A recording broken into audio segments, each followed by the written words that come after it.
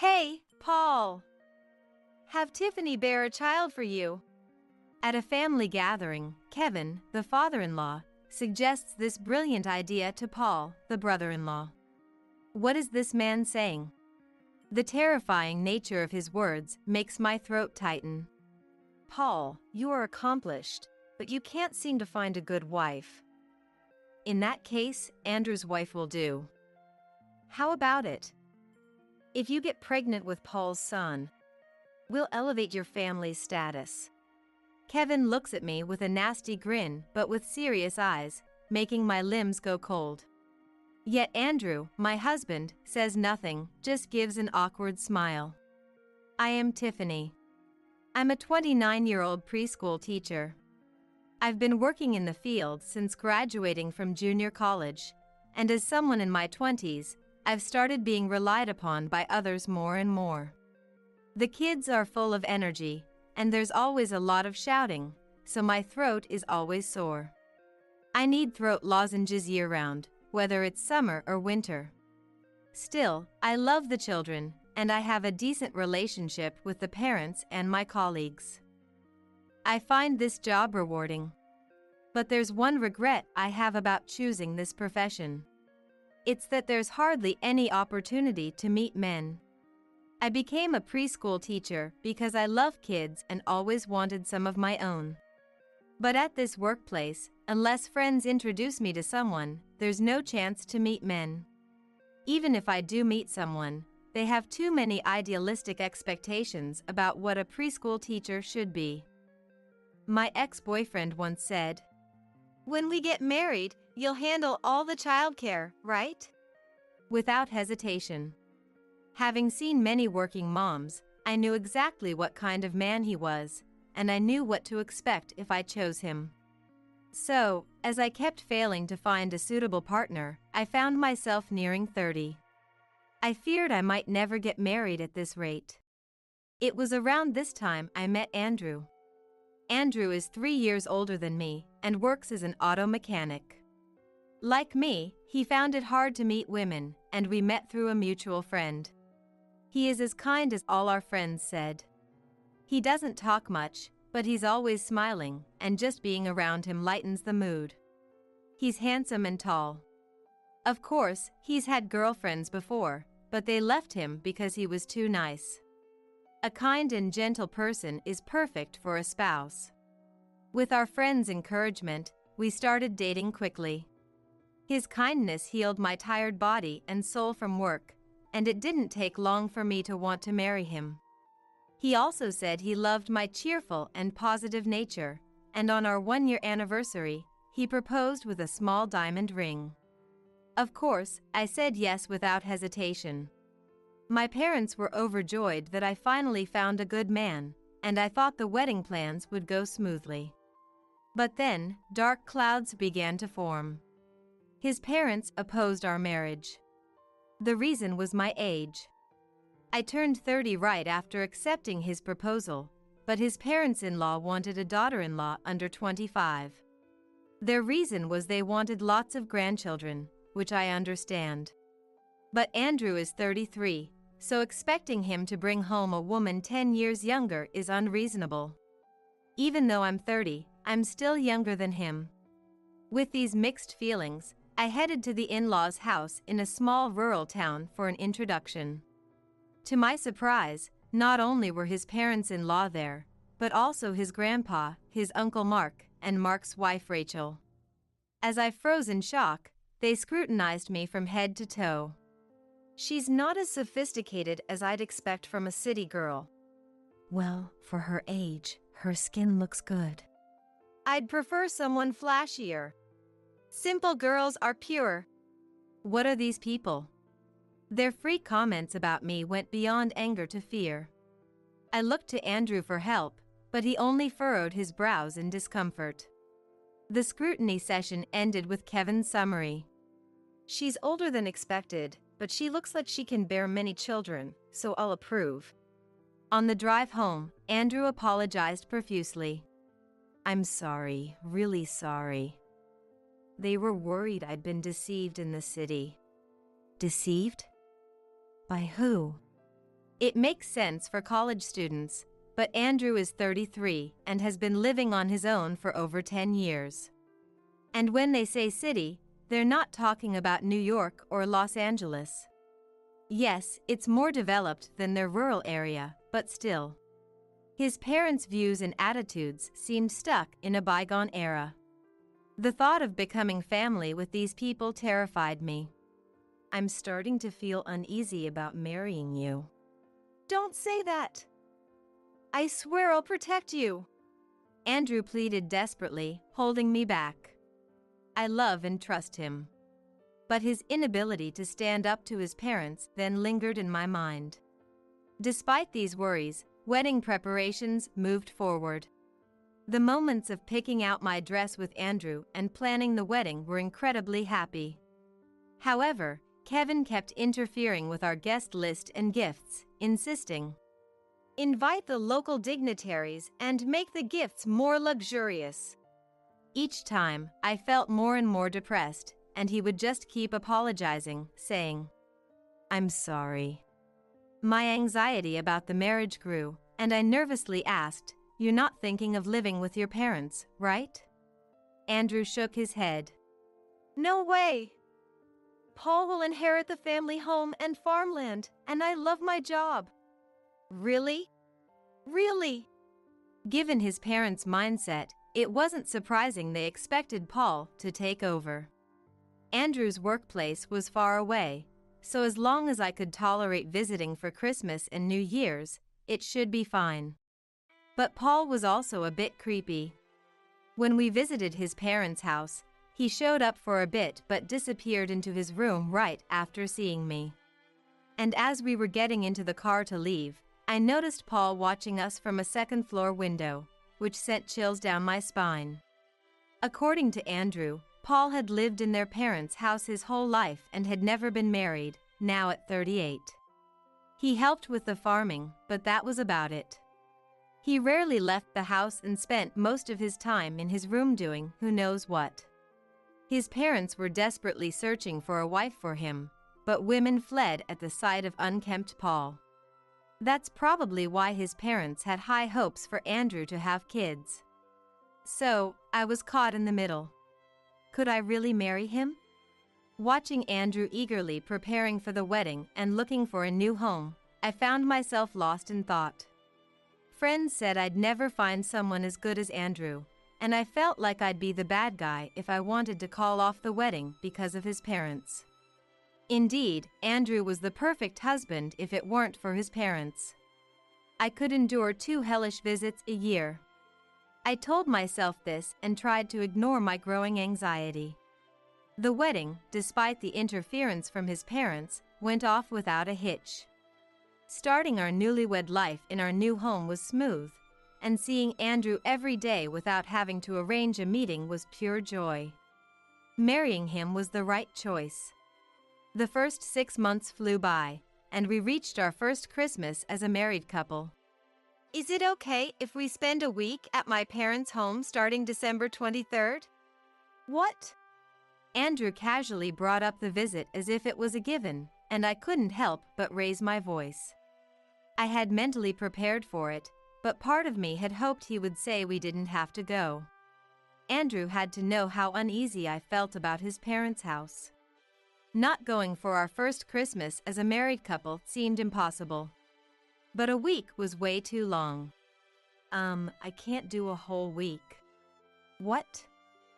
"But Mom wants us to be there to help with the Christmas preparations and cleanup." "That might be, but I have work too." After much reluctance, I managed to convince Andrew to settle for a 4-day, 3-night stay. Even that felt too long. I didn't want to spend even a single day there.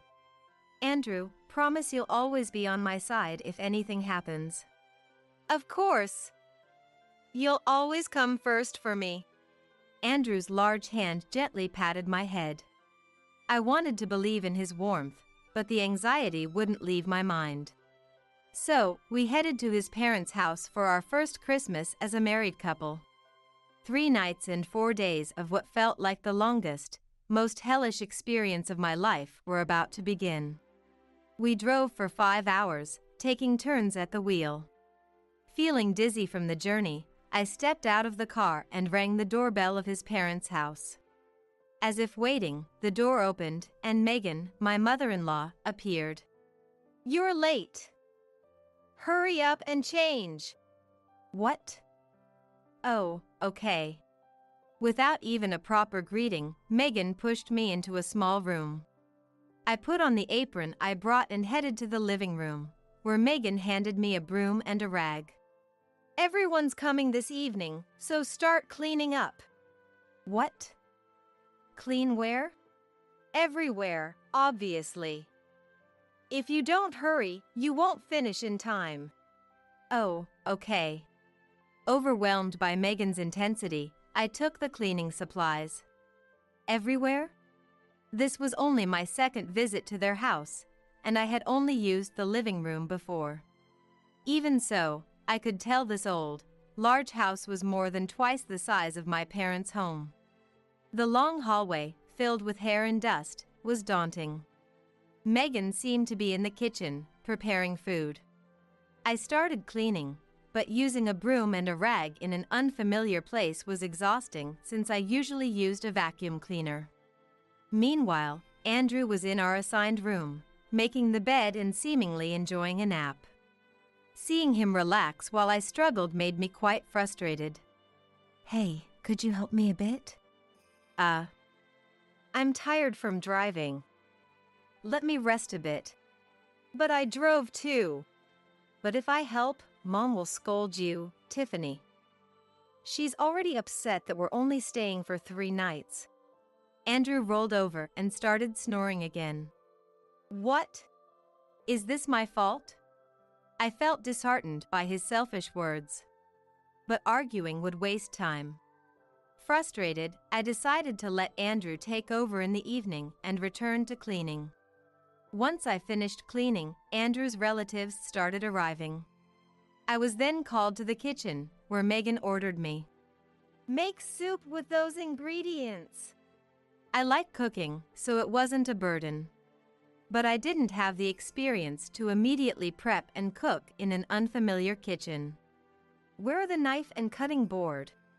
"Find them yourself." Megan didn't tell me anything when I asked.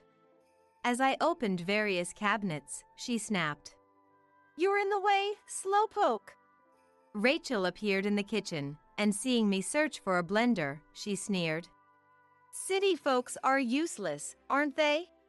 "You're the ones who can't give proper instructions." I held back the retort and apologized. "I'm sorry." Meanwhile, Andrew was drinking with Kevin and the male relatives, getting drunk. Even when I served the dishes, he didn't make eye contact.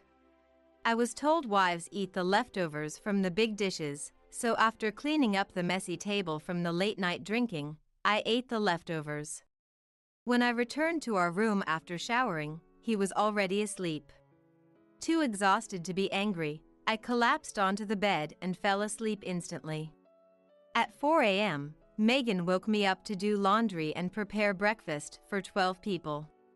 Megan didn't just delegate chores to me, she did some herself, but in between, she would berate me to relieve her stress. And in the evening, it was time for the men's drinking session again. Andrew was too drunk to be of any help. After breakfast on the 3rd day, I reached my limit with his incompetence. "You said you'd protect me, right?" Andrew panicked at my anger. "If you won't protect me, I'm leaving. Give me the car keys." "Wait, it's just one more day. We'll leave tomorrow, so please hang in there." "No." "Okay, I'll tell them so you can relax today." "If you break your promise, I won't forgive you." "Okay." Andrew nodded desperately, and I sighed. I didn't have the energy or confidence to drive 5 hours back alone, so I decided to trust Andrew's words one more time.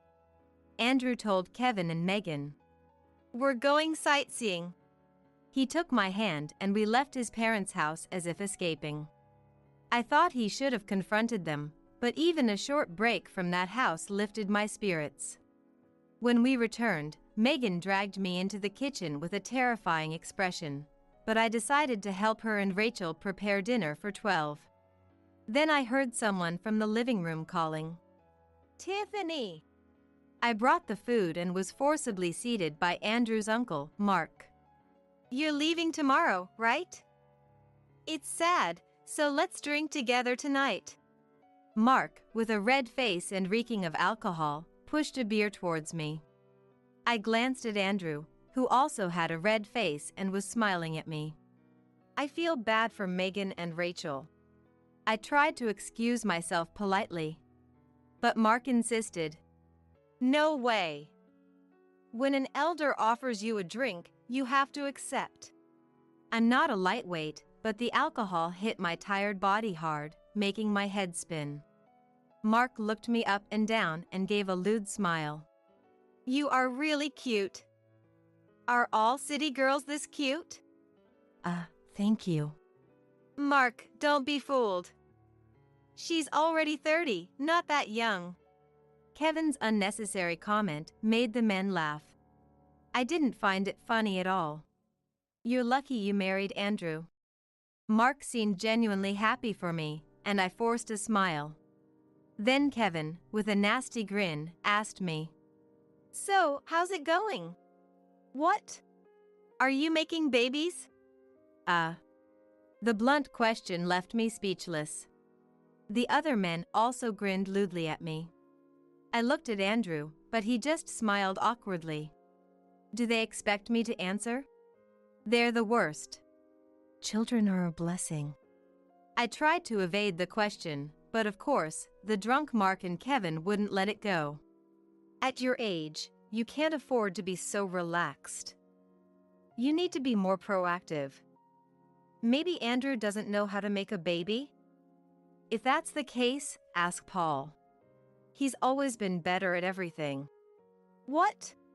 The outrageous suggestion left the room in stunned silence. Paul, who had been quietly drinking in the corner, raised his head slowly. "What?" From behind his long bangs, his sharp eyes pierced through me. Ignoring my frozen state, Kevin shouted, "Hey Paul, have Tiffany bear a child for you." He said this cheerfully, as if it were a brilliant idea. What is this man saying? The terrifying suggestion made my throat tighten.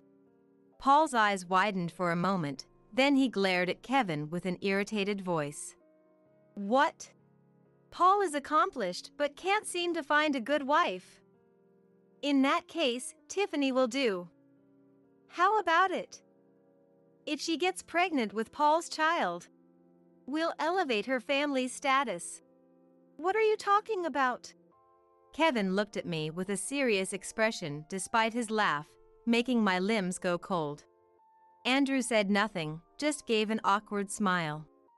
"Or maybe I should teach you how to make a baby first. I'm better at it than Paul and Andrew. I've got the track record." What's so funny? What's so enjoyable about this? They're the worst. Even as a joke, it's too much. Kevin and Mark laughed without anyone stopping them, but what I couldn't forgive was Andrew laughing along with them without standing up for me. I swore never to come here again. Ignoring Kevin's vulgar remarks and Megan's petty harassment, I cleaned up the kitchen and hurried to my room. Andrew was nowhere to be found, which annoyed me even more. He probably ran off because he was scared of my anger. This is the worst. I wanted to leave immediately, but I had drunk too much to drive. So, I packed my bags to leave first thing in the morning. As I stepped out of the room to take a shower, the door to the next room suddenly opened, and I was forcefully pulled inside. "What?" I screamed in surprise, only to have a large hand cover my mouth. Quiet. The man's voice whispered in my ear, heightening my fear. Scared, scared, scared. I remembered Kevin's vulgar talk, and my heart pounded loudly. Then the man spoke softly. Dad and the others are planning to offer you as a sacrifice to me. You need to escape this house now. What? Surprised by the unexpected words, I slowly turned my head. There stood Paul, looking angry. Paul, realizing I had calmed down, slowly released his grip. I'm sorry for being rough. I thought this was the only way you'd listen. Paul's eyes were still hidden behind his long bangs, making it hard to read his expression. But his voice was filled with sadness and anger. A sacrifice? Didn't you hear them? They want you to bear my child. They're serious. What? The horrifying truth drained the blood from my face. They think I, as the eldest son, should be prioritized. My remaining single is bad for their reputation. So, they want me to make a child with you and marry you. It's disgusting. He spat out in disgust. Andrew is also crazy. He's following Dad's orders and doesn't protect you just to please him. No way! Paul awkwardly informed my pale face. He went to the pub with Dad. They did it to make it easier for me to approach you. No way. I already knew from this visit that Andrew was spineless and always tried to please his parents. But I never imagined he'd allow something so inhumane. I married him believing in his I love you words, only to be offered as a sacrifice to appease his parents. I was about to faint from the shock when Paul shook my shoulders to bring me back to my senses. Right now, only Mom and the drunken relatives are here. You need to escape. But I've been drinking. I've prepared an escape route. Let's go. I took my belongings and, following Paul's lead, climbed out of his room window. A short distance from the in-laws' house, we reached a home where a woman, supposedly his friend, was waiting with a car. It seemed he had contacted her in advance.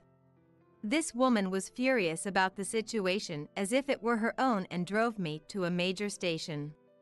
She spoke to the night bus driver, and luckily, I was able to get a last-minute seat. Riding the night bus for the first time since college, I watched the city lights pass by outside the window. I was saved. Realizing this, my body finally relaxed, and tears streamed down my face. Coincidentally, the bus's destination was not near my current home but the closest station to my parents' house. Arriving at 5 a.m., I called my mom from the terminal. Surprised by the early morning call, she rushed to pick me up after hearing my story. When I got home, Dad's face was filled with rage, and we immediately went to retrieve my belongings from the house I shared with Andrew. A divorce was inevitable. While Mom helped me pack, the noise at the front door grew louder. Bring out Tiffany! She needs to be disciplined. Hey! You're the one who should be disciplined. I'll call the police. Their roars echoed through the apartment hallway. Remembering the events of the previous night, my fingers went cold. But summoning my courage, I went to the front door. There stood a red-faced Kevin, an expressionless Megan, and a tearful Andrew hiding behind them. Seeing my face, Kevin's voice grew even louder. Hey, how dare you leave without permission? You know why I left, right? You're here because you have a guilty conscience. No, we're here to fix your rude behavior. Then, shall I take this to the police? What? I held up my mobile phone to Kevin's angry face and pressed the play button on the voice recorder app. The conversation from last night between Kevin, Paul, and Andrew was recorded clearly. Kevin was pressuring Paul to have a child with me, a terrifying proposal. Paul neither agreed nor disagreed, but asked Andrew, "Are you sure with this?" And Andrew replied, "If Dad says so, so I have no choice then." When Paul forwarded this recording to me, I was so shocked I almost threw up. Kevin, Megan, and Andrew's faces turned pale as they realized Paul had betrayed them and left such evidence. In contrast, Dad's face turned a furious red, his eyes bulging. You bastards! Dad lunged at Kevin, who stumbled back in fear. I held Dad back and calmly told the stunned Andrew, "Leave. But We'll discuss the divorce with a lawyer. If you don't want me to take this to the police, leave now." Tiffany. Andrew, his face pale, looked between me and Kevin. But, frightened by Dad's terrifying glare, he dragged the paralyzed Kevin out of the apartment. 2 weeks later, Andrew and I had a meeting with a lawyer to discuss the divorce. When I threatened to go to the police if he brought his parents, Andrew came alone. Andrew kept looking at me, hoping I would forgive him. Of course, I had no intention of forgiving him, so the divorce proceedings went smoothly. In the end, I received some compensation from the divorce settlement and signed the divorce papers in front of the lawyer. As we left the lawyer's office, Andrew was sent away first, and I waited for a while before being escorted out the back door by the lawyer. The lawyer had advised that the in-laws might be lying in wait. Sure enough, there was an unusual car parked in front of the lawyer's office, and I went home with Dad, who had been waiting at the back. Thus, my marriage ended abruptly, or so I thought. 6 months after the divorce, I was heading to the nearest station to meet a friend after work. There, unexpectedly, stood Andrew. Why?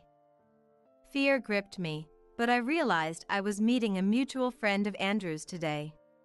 Andrew, with his good public persona, must have convinced our friend to cooperate out of sympathy. I had told my friends that the divorce was because I didn't get along with his parents, avoiding the painful details. That was a mistake. "Tiffany." Andrew's eyes lit up when he saw me. My face remained expressionless. "What do you want? We're married. We don't need a reason to see each other." He smiled sheepishly. I didn't understand and felt only a chill. We're divorced. "That was just the lawyer's decision. I asked the lawyer for the divorce." Tiffany. Andrew looked at me sadly. Then, as if making up his mind, he bowed deeply. I'm sorry for my parents. They're old-fashioned and only care about Paul. I couldn't go against them. Sigh. "But it's wrong for us to be apart when we love each other." "You think so too, don't you?" "Not at all." "What?" "You seem to be misunderstanding. I divorced because of you, not Kevin and Megan." "What?" I was surprised that he was genuinely shocked. He really didn't understand anything. "I don't love someone who stood by silently while Kevin and Megan mistreated and insulted me. And then you allowed Paul to have a child with me? Are you insane?" "But no matter what kind of people Kevin and Megan are, I could have endured if you had protected me. But you laughed while they treated me as a sacrifice. You're not even human to me. Comparing you to insects would be an insult to insects." Ugh. "I hate you. I despise you. I'm so relieved we're separated." No way. Finally understanding that I had no affection for him, Andrew collapsed to his knees. I called my friend and calmly explained the situation. The friend, pale-faced, apologized and took him away. This friend explained the circumstances to others, and Andrew's reputation, once seen as a good person, plummeted. His decent friends distanced themselves. With no one left around him, Andrew became reclusive and only left the house for work. Of course, no matter how much his parents urged him, he never brought another woman to their house. 6 years later. "Mom, I'm hungry." Okay, I'm preparing it now, just a moment. At 36, I live in a small house in a residential area, spending my days taking care of my 1-year-old daughter. After separating from Andrew, I thought I'd never get married again. But 3 years ago, I reconnected with a high school classmate at a reunion. And we hit it off, leading to our marriage. My new husband's parents are sensible people who welcome us with our favorite meals when we visit. Paul also fled to a place far from the in-laws' house, and now lives peacefully with a partner he met there. Paul had always been concerned for my safety and kept in touch, but now he feels like a real brother, and we occasionally share updates. Andrew remains reclusive, and Kevin and Megan will never get to hold a grandchild. But there's no point in gloating over that. Instead, watching my child grow is much more fulfilling. Hold me. Let's hold you. I wipe the pumpkin off my daughter's mouth and lift her small, soft body into my arms. As I inhale the gentle baby scent from her hair, I feel deeply grateful for the happiness I now have in my life.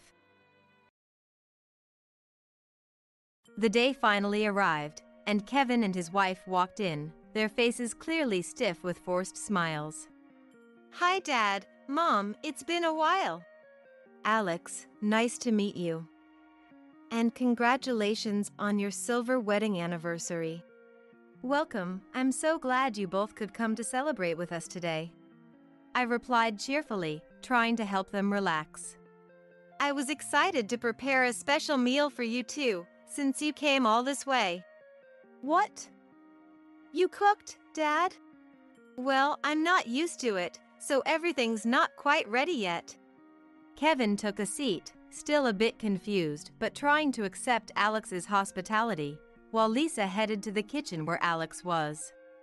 If you're still in the middle of cooking, please let me help. As I wiped the table, I could feel the lively atmosphere that came from having the whole family together. All right, the food is ready. Shall we make a toast? Alex said, flashing his biggest smile yet and holding out a glass to me. I'd like to ask Kate, who's worked the hardest, to give the toast. I was touched by Alex's thoughtfulness and took the glass. My heart pounded as I slowly raised my glass and took a deep breath. May this happiness last forever. Suddenly, in the middle of my sentence, Lisa grabbed my hand forcefully and dashed towards the front door. We need to get out of here, now. I was confused but had no choice but to follow, as Lisa's grip was so strong and desperate. After running out of the house for a while, we ducked into a cafe that came into view. Catching my breath, I felt relieved to finally stop, having frantically tried to keep up with Lisa. I'm sorry for the abruptness, but I had to do this. Lisa explained, her face pale and shaking. Alex, congrats on your long teaching career, I said, giving my husband, who is 5 years older than me, some words of appreciation. Alex had retired this spring after working as a high school teacher for over 30 years. Yeah, he replied in his usual curt manner. Relieved that he at least responded, I went back to the bedroom. A dusty photo displayed on the dresser caught my eye. It was a memorable shot of Alex and me from our wedding day. We both looked so happy, and I couldn't help but sigh. If only we could go back to those days. When we first got married, Alex was so kind. He showered me with words of gratitude and appreciation every day and ate my home-cooked meals with relish. He always accompanied me on shopping trips, carried even small bags for me, and was always attentive to my health. But as our married life went on, he gradually started criticizing my housework. At first, it was little things like telling me to make the boiled eggs medium or to vacuum every day. It was all stuff he never mentioned in our newlywed days, so I was taken aback. But I happily obliged, thinking he was finally opening up to me. However, as the months passed, Alex's criticisms increased. By the time our son Kevin was in elementary school, Alex would harshly scold me over the smallest things that displeased him and treated Kevin with the same strictness. If you have time to play, then study. You're a boy, so don't cry no matter what happens. He demanded high academic performance from Kevin, who was still just a grade schooler, and would yell at him terribly if he wasn't at the top of his class. This invisible violence steadily eroded our family. Alex just kept on reprimanding, remaining utterly indifferent to household matters. By the time Kevin reached middle school, Alex's abuse was no longer just verbal. Why'd you only get a score like this? Apparently, Kevin had made just one mistake on his test. Unable to contain his anger, Alex crumpled up the test on the desk and tore it to shreds. Having the top grades in his grade is incredible, isn't it? It's meaningless if it's not perfect. Why did you get this one question wrong? I tentatively spoke up, hoping Alex would recognize how hard Kevin was trying. Everyone makes mistakes sometimes. It's because you coddle him like that, Kate. It's your fault I'm being humiliated. Alex raised his voice and finally turned violent towards me. All I could do was endure it until his rage subsided. I'm sorry. I'm so sorry. I repeated over and over, telling myself to hang on until Alex calmed down. As long as Alex is satisfied here, he probably won't lay a hand on Kevin. To protect Kevin, I gritted my teeth again and again. Even when Kevin got to high school, Alex didn't change. What the hell are you doing? Aren't you frustrated that Kevin lost? That day, I was being blamed because Kevin, who had joined the soccer team, lost his match. It was Kevin's first game, and he made the starting lineup as a freshman. That in itself is amazing. Don't screw with me. What's the point of becoming a regular if he loses? With that, Alex slapped me hard across the left cheek. Holding my stinging cheek, I desperately tried to redirect Alex's anger away from Kevin. I heard the opponent was a top-ranked powerhouse school in the nation. Against a team like that, Kevin scored 2 goals. If you can score 2 points, you can score 3 points too, can't you? With that, Alex slapped my right cheek with all his might. If you bring me another embarrassing result, you better be prepared.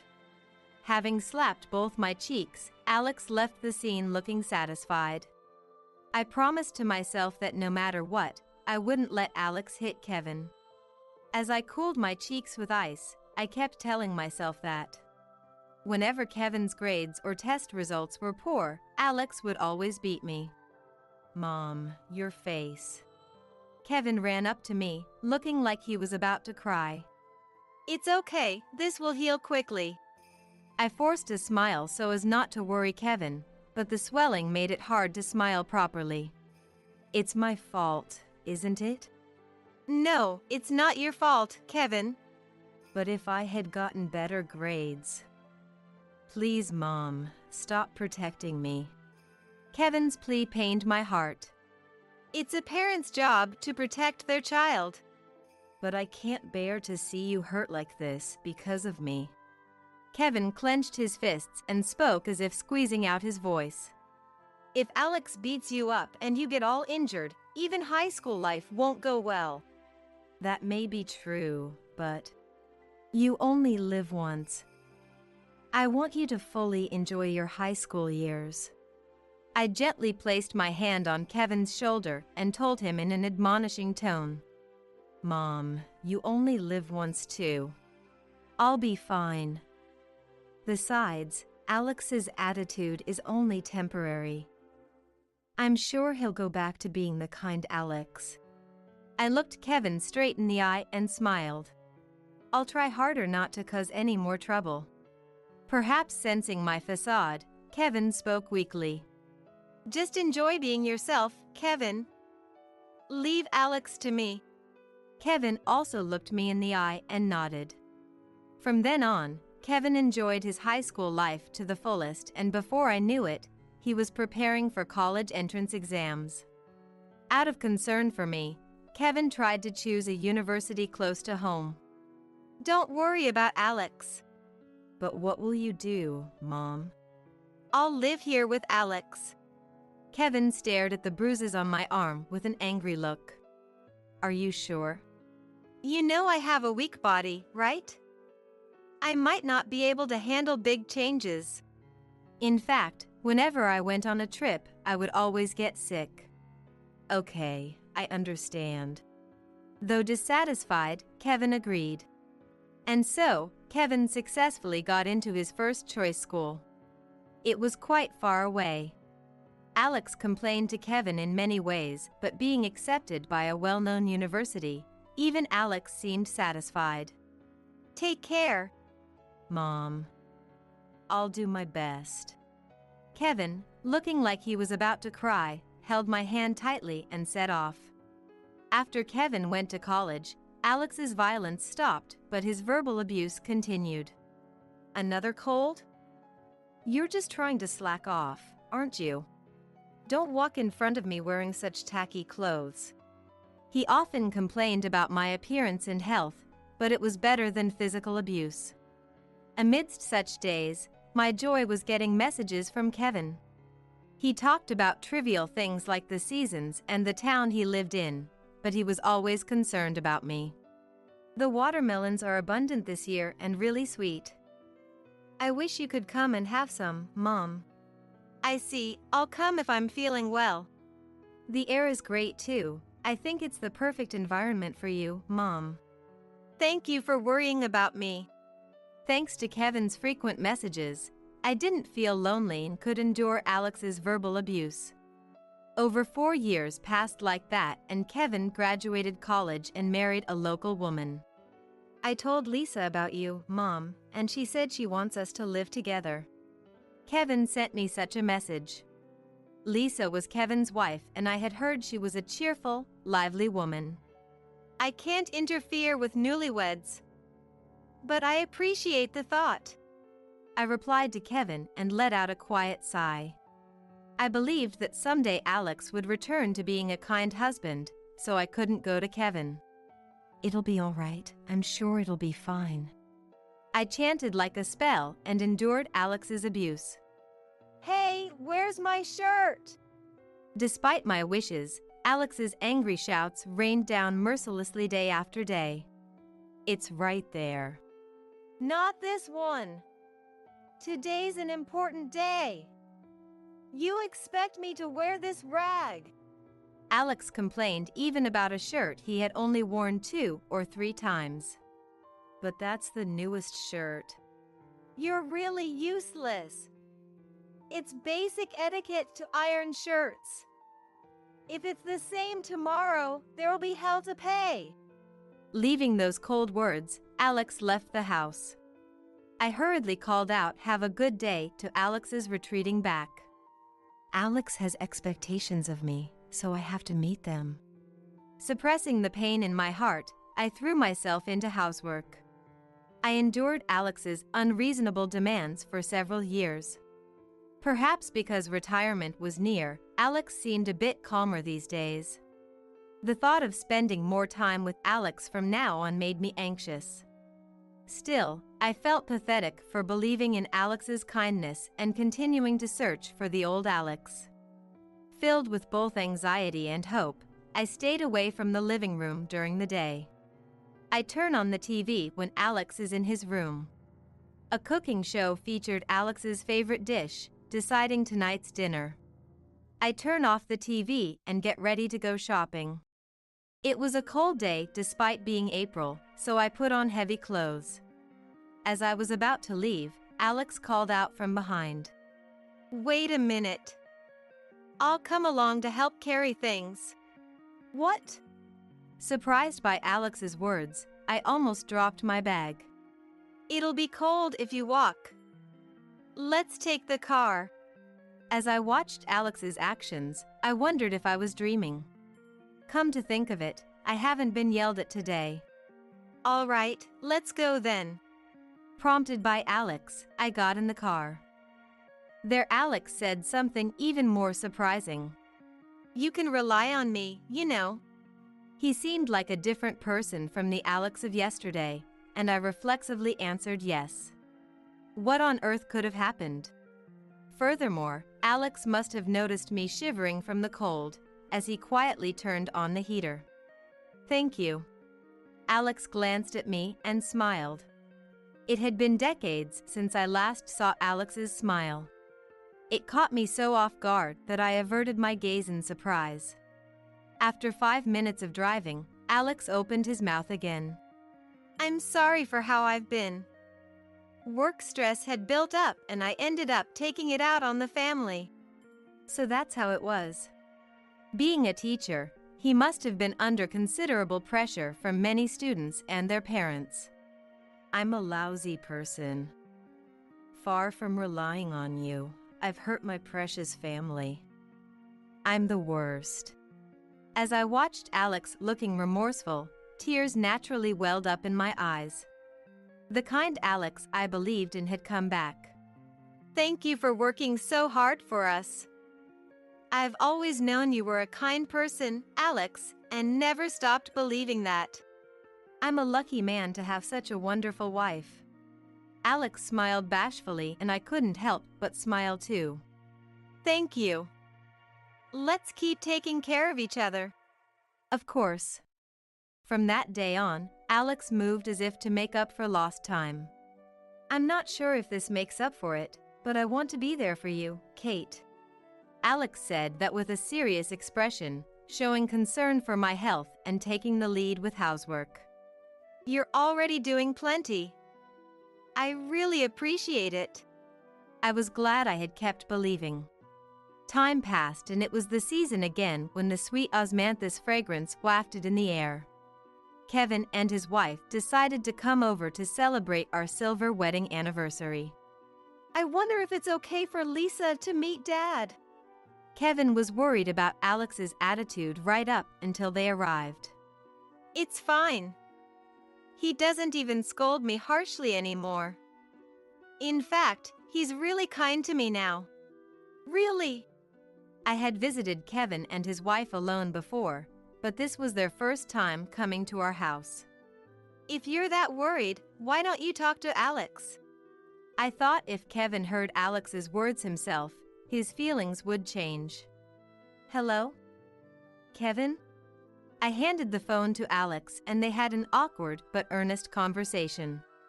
Kevin, I'm sorry for everything. Work stress had me on edge and I was too hard on you and Kate. I couldn't see Kevin's face on the other end, but I could tell from Alex's demeanor that some of the tension between them had eased. After exchanging a few more words, Alex hung up the phone looking satisfied. Since they're coming all this way, I want to host them properly. Alex and Kevin's relationship was far from good. But I was simply happy that Alex was trying to reach out, even if it was late. Let's have a home party and I'll make all the food myself. That's a great idea. I'm sure Kevin and Lisa will be delighted. I'll try making everything from scratch too. I've burdened you for so long, Kate, so just relax. It was an unexpected suggestion. Even though he had started taking the lead with cooking recently, it wouldn't be surprising if he still felt uneasy about it. His proposal filled my heart with gratitude and deep emotion. In that case, I'll gladly take you up on the offer. Leave it to me. Getting excited, I started thinking about what else I could do for Kevin and Lisa. Then I'll handle the cleaning. I'll be using the kitchen so I can clean that myself. Could you take care of the rest? Got it. And so the two of us worked together to prepare for Kevin and Lisa's visit. When the day came, Kevin and Lisa clearly had stiff expressions, their smiles tense. Dad, Mom, it's been a while. Alex, nice to meet you. And happy 25th anniversary. Welcome, I'm so glad you could both come celebrate with us today. I responded cheerfully, trying to put them at ease. To think Kevin married such a beautiful woman, you're really grown up. Alex also greeted Kevin in a friendly manner. Dad. Kevin looked extremely shaken by his father's gentleness, something he had never experienced before. I was eager to prepare a meal for you two who came from afar today. What? You did, Dad? But I'm not used to it yet, so it's still not ready. I can't tell you how many times I cut my fingers. Alex shrugged and waved his left hand covered in bandages. Thank you. The thought alone makes me happy. Though perplexed, Kevin took his seat, accepting Alex's goodwill. Meanwhile, Lisa headed to the kitchen where Alex was.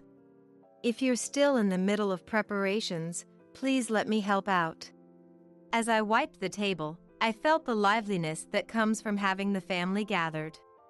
Lisa proactively engaging with Alex naturally brought a smile to Kevin's face.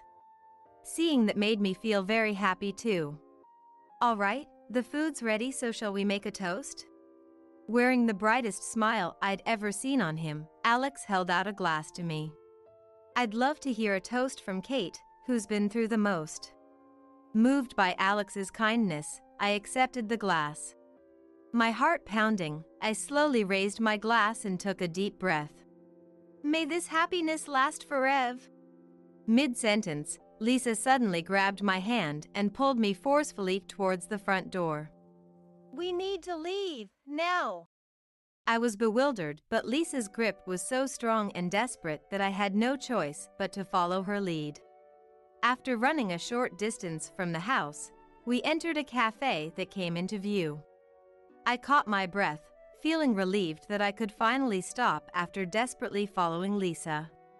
I'm sorry for the sudden actions, but I had no choice. Lisa explained the situation, her face pale. What? I could feel the color draining from my face as I listened to her story. According to Lisa, when she tried to carry the glasses to prepare drinks, Alex seemed unusually against it. I was secretly observing his actions, trying not to let him notice. After pouring a drink into one of the glasses while being cautious of his surroundings, Alex crushed something and put it in, Lisa said. It was aconite. Aconite? Yes. Hiking is my hobby, you see, and mountains can be surprisingly dangerous. Lisa explained while rubbing her arms with both hands. I've researched the plants that grow in the mountains, including dangerous and inedible ones, so I recognized it immediately. Even though I had never seen aconite, I knew it was poisonous. I had thought the pretty purple things in the glass were just for decoration, never imagining they were poison. Shuddering at the shocking truth, my thoughts froze from the immense shock. What brought my mind back to reality was a call from Kevin. Mom, are you okay? Yes, I'm fine. Is Kevin safe? Somehow. I got a message from Lisa earlier. I'm glad you're safe, Mom. Sighing, Kevin told me what had happened at the house. Dad was in a daze for a while, like he never expected Lisa and Mom to leave. He seemed to have been stunned that I had escaped, not even noticing Kevin was nearby. Then he suddenly snapped out of it and rushed out of the house in a panic, so he might be looking for you too. The cafe we were in was located in a maze-like back alley, so it wouldn't be easy to find. But I couldn't shake the uneasy feeling. Don't worry though. I installed a location tracking app on Dad's mobile phone. Actually, when Kevin left home, he had gifted us mobile phones so we could contact each other right away. I put it in as a precaution, but I never thought it would come in handy like this. Kevin gave a wry smile, looking like he was desperately holding back anger at his father's attempted actions. So I was able to go into Dad's room and check his computer. Lisa had asked Kevin to search for any history of aconite purchases. Since I don't usually use computers, Alex must have let his guard down. When Kevin opened the computer, it wasn't even password locked. And on Alex's computer, there was a purchase history for aconite and messages with a woman who seemed to be Alex's mistress, planning to take my life for insurance money. Dad probably turned kind all of a sudden to make Mom let her guard down. Having heard everything, I felt like I had been slapped awake. To think that Alex would. I looked back on Alex's past behavior. It's true that the violence stopped after Kevin left home. Back then, I was so relieved the violence ended that I couldn't think about anything else.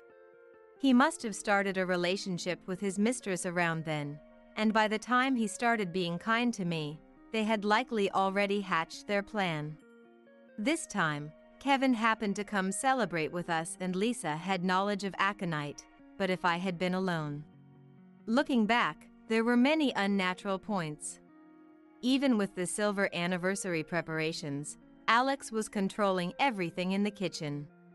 It was all to carry out his plan. Thinking of the worst-case scenario, goosebumps rose all over my body. Kevin, thank you. I'm going to the police. Got it. Looks like Dad is headed in a completely different direction. Right. It's now or never. And so Lisa and I decided to go talk to the police. No matter what, I will protect Kate. You're so reliable, Lisa. Encouraged by her, my heart strangely calmed down. Lisa's cheerfulness lightened the atmosphere. After that, my divorce from Alex was finalized without issue. The three of us returned home exhausted from the ordeal, but with somewhat refreshed expressions as we looked at each other. I talked to the lawyer to make sure you get compensation too. Thank you for everything. Even I no longer had any affection for Alex, rather, I felt relieved like a weight had been lifted. Furthermore, I had been seeing a doctor regularly for the trauma caused by Alex's years of scolding and violence, so Alex ended up in police custody. Thanks to Kevin, we quickly found out Alex's whereabouts and got alimony paid from his retirement money. I can't thank you two enough. Seems like the mistress faced repercussions too. The woman who was thought to have spread malicious rumors to Alex had her identity uncovered from Alex's computer and was promptly arrested. Looks like I can live without worry from now on. My heart was in tatters from Alex's betrayal after supporting him for so long. But I forced a smile, not wanting to worry Kevin and Lisa. Kate, if you'd like, why don't you come live with us? I appreciate the offer, but I'll be fine on my own. I would just be a burden on Lisa too, with my weak health. The last thing I wanted was to trouble Kevin and his wife. We want to protect the Kate who desperately protected Kevin. Saying that, Lisa gave me a strong hug. Lisa. I looked over to see Kevin nodding with a gentle expression. Thank you. I'd feel so much better with you two always by my side. And so I moved into Kevin's house and started a new life. My health was the only thing I was worried about, but incredibly, I became energetic after moving. Thanks to that, I was able to do things I had given up on and go places I couldn't before. Every day felt fresh. I woke up with the morning sun again today. Opening the window and breathing in the outside air, I was enveloped by the distinctive summer atmosphere. I prepared breakfast and the three of us sat around the dining table. Then, I picked up the mayonnaise. Mayonnaise is the way to go for omelets, I declared strongly to Lisa, who was about to put ketchup on her omelet. No, Kate, it has to be ketchup.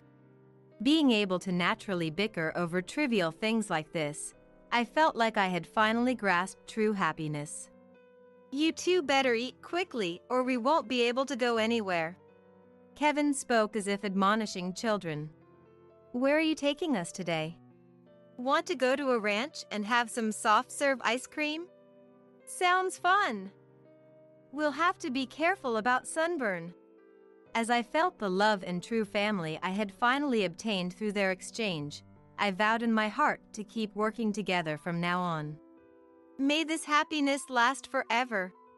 I quietly chanted the words I couldn't say that day, my heart dancing with joy. Finally, my sister Whitney has given birth. Our family was overjoyed, and even though it wasn't Christmas, relatives gathered together. The stars of the show were, of course, Whitney and her baby. With food and drinks ready, the party began. After we all toasted, my husband Brad approached Whitney and the baby. Whitney handed the baby to Brad, and he held the baby in his arms. Brad looked at the baby with such a loving gaze, as if he were holding his own child. "Hello, baby. Oh, you're so cute." After admiring the baby, he turned to me and said, "If only you could actually have kids." Followed by a sigh. "Still really cute. Wonder who it looks like." He insulted me in front of all the relatives, seemingly unaware of the icy atmosphere that followed. In the frozen silence, the family gathered around Brad and Whitney, enclosing them. Whitney and Brad, engrossed with the baby, hadn't noticed until Whitney's husband Chuck spoke up. "It really doesn't seem to take after me. There are elements of Whitney, though." He confronted Brad calmly. It seemed Whitney and Brad finally noticed the awkward air. Surrounded by relatives, they looked to be huddling together. "Overall, Brad, it seems to take after you, don't you think?" Donald, Brad's dad, added insult to injury. "Really now? Brad, it's the spitting image of you when you were little." His tone was cold, unfitting for the celebration. Eh? Seeing Brad taken aback, I couldn't help but let out a smile. Brad had no idea that I had been laying the groundwork with the relatives. I'm Zoe, 42 years old. My life has been nothing extraordinary. Not academically gifted, nor athletically talented. Not the type to stand out, I've probably been forgotten by my classmates, leading a plain life. I have a younger sister, Whitney. Unlike me, Whitney is beautiful and stylish. Though our age difference spared me from blatant comparisons, from what I saw, Whitney was adored by many from a young age. Becoming a show-off in elementary school worked to her advantage, making her a central figure in her class. People gravitated towards her, regardless of gender, and after school, friends were always coming over. As she grew older, perhaps thinking little of my plainness, Whitney would say, "Zoe, you're so plain. Make sure not to show your face when my friends are over." Ignoring me even when her friends weren't around. Confused by Whitney's attitude and feeling uneasy around my own sister, I decided to move out. I had a job lined up and had saved some money from working part-time while attending college. So I moved out without anyone stopping me. It was lonely at times, but being alone was more comfortable than being nagged by Whitney. Occasionally, when I visited home, I heard from Mom that Whitney's behavior seemed to be getting worse year by year. By the time she was in high school, Whitney started going after people's boyfriends. And Mom would come to me for advice. But since I had no experience with love, all I could do was try to console Mom. In the end, Whitney never changed, and Mom's worries never ceased. I became close to a senior coworker while working together on a project. His name was Brad. He was 2 years older than me, someone I had been on the same team with since the last project. I had never been approached by men before, but after the project ended and we all went out for drinks, he asked for my contact information. Even while drinking, I was the sober one, taking care of drunk colleagues and supporting the organizer, which apparently caught his attention. "How about we go out for dinner, just the two of us?" Thinking he had asked for my contact for work-related reasons, I was surprised by his sudden invitation. Finding no reason to decline and thinking this would be a one-time thing, I accepted his invitation. However, when we actually sat down to eat and talk, we got along so well that time flew by. Unable to suppress the feeling that I didn't want it to end with just this once, I found myself saying, "May I have the pleasure of inviting you out next time," in a surprising move. Perhaps it was the alcohol talking. I was flustered after saying those words. Brad looked stunned. "Oh no." I didn't mean that. I'm sorry. I meant for work advice, not that." I didn't have any ulterior motive. I rushed to explain, wanting to run away from the embarrassment. Then, ulterior motive. You're an interesting person, Zoe. Brad burst out laughing. I'd be happier if it was with ulterior motives. Suddenly serious, Brad took my arm. Shall we go to another place? I quietly nodded and followed Brad. I'll never forget that night. Even after we got married, we would laugh about it when recalling that time. My first love at 28 felt embarrassing, but he accepted me and took the lead. With him, my once plain life seemed to blossom into something beautiful. At 28, I finally understood what love was, and I gained confidence. 2 years later, he proposed, and we got married. Me, Zoe, 30 years old. Married at a nice round age. And with a new name, I decided to start a new life. I got along well with Brad's parents, especially Mael, as if we were friends. The common mother-in-law and daughter-in-law conflict was non-existent for us. Whitney, attending our wedding, seemed enraptured by the atmosphere, barely acknowledging me. After the ceremony, as Brad and I were heading to the next venue, Whitney ran up to us. Zoe! Today's wedding was so beautiful. It makes me want to get married soon too. Any past resentment seemed gone. Whitney smiled at me. It's about time I settled down too. Not just any man will do. I'll find the right one and have a wedding that everyone can celebrate. It seemed our wedding made her crave a normal happiness. Declaring her intention to change, Whitney left. I was stunned by our brief exchange, but wanted to believe in her words of change. If my image had cast a positive light on Whitney, then I was satisfied. Feeling that years of resentment had dissipated made me genuinely happy. I looked forward to having face-to-face conversations in the future. Since my marriage, Mom's worries shifted from Whitney to me. Yes, about children. Getting married at 30, I understood my parents' eagerness to see grandchildren. Of course, I wanted children too. I was working but planned to quit if I had a child. Initially, I hadn't thought deeply about it, but as time went on, I grew tired of Mom's constant nudging. Wanting to respond to my parents' feelings, I began to excessively consult with Brad. Initially, Brad took it lightly, saying, "Don't rush, it'll happen when it's meant to." However, as I repeatedly brought up the same concerns, "Come on, I'm tired today. Let's not talk about this anymore," he started to visibly show his annoyance. 5 years into our marriage, we hadn't had children, and by that time, Brad seemed to have given up. I was 35 before I knew it. Nowadays, it's not uncommon for people older than me to have children. But I knew I was reaching the age where I had to prepare myself.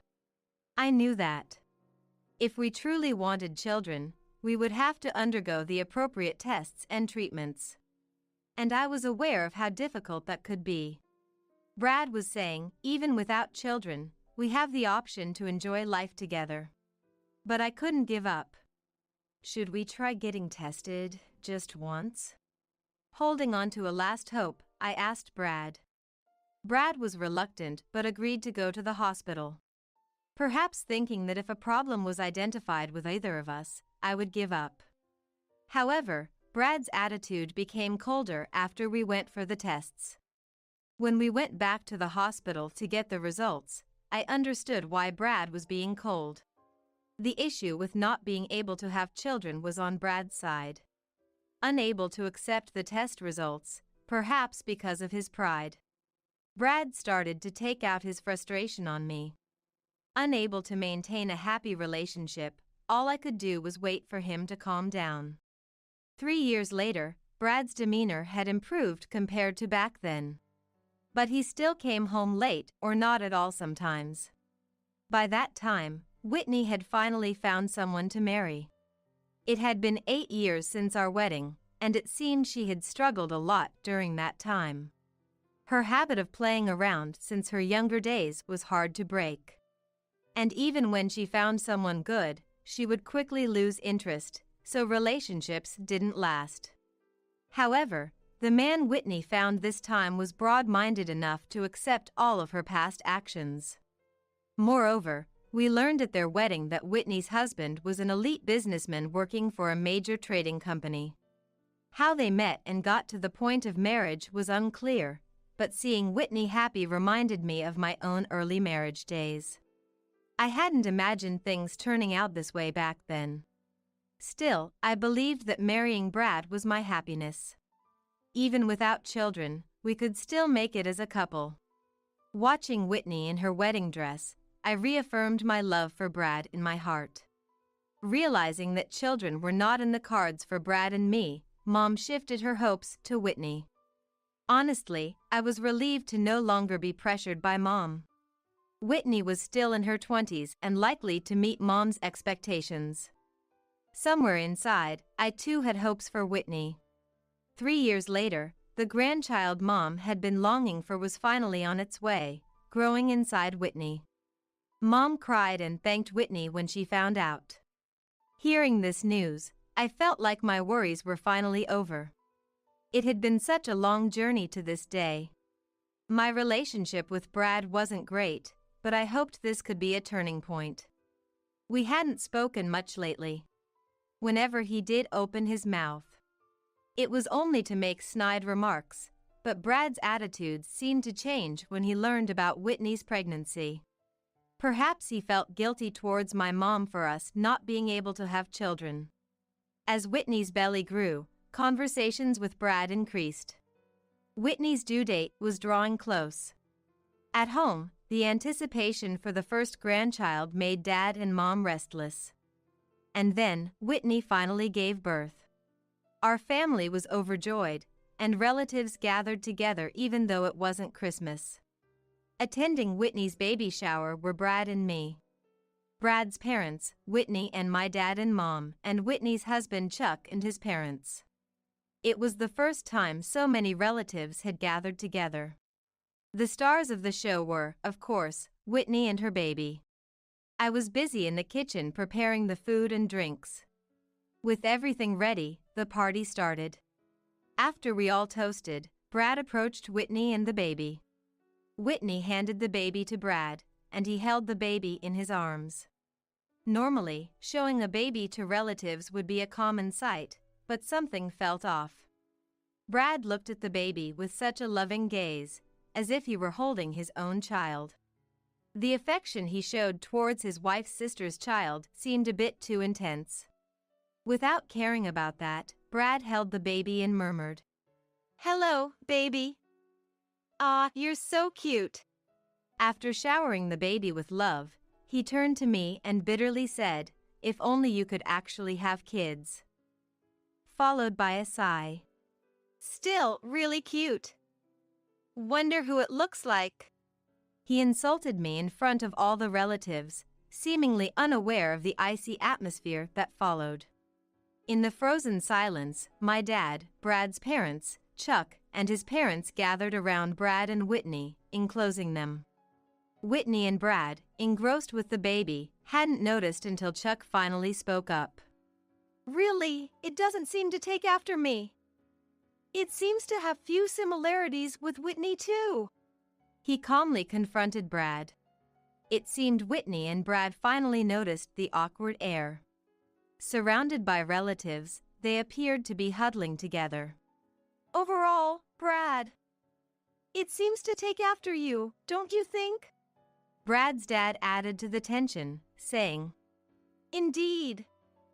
Brad, it's the spitting image of you when you were little." His voice was cold, inappropriate for the celebration. Seeing Brad taken aback, I couldn't help but smile. Brad was unaware that I had been laying the groundwork with the relatives. Months ago, I happened to see Brad's mobile phone. That day, I had taken the morning off to go to the hospital and found Brad's phone left on the dining table. Thinking to deliver it to him at work later, I was about to put it in my bag when the phone vibrated.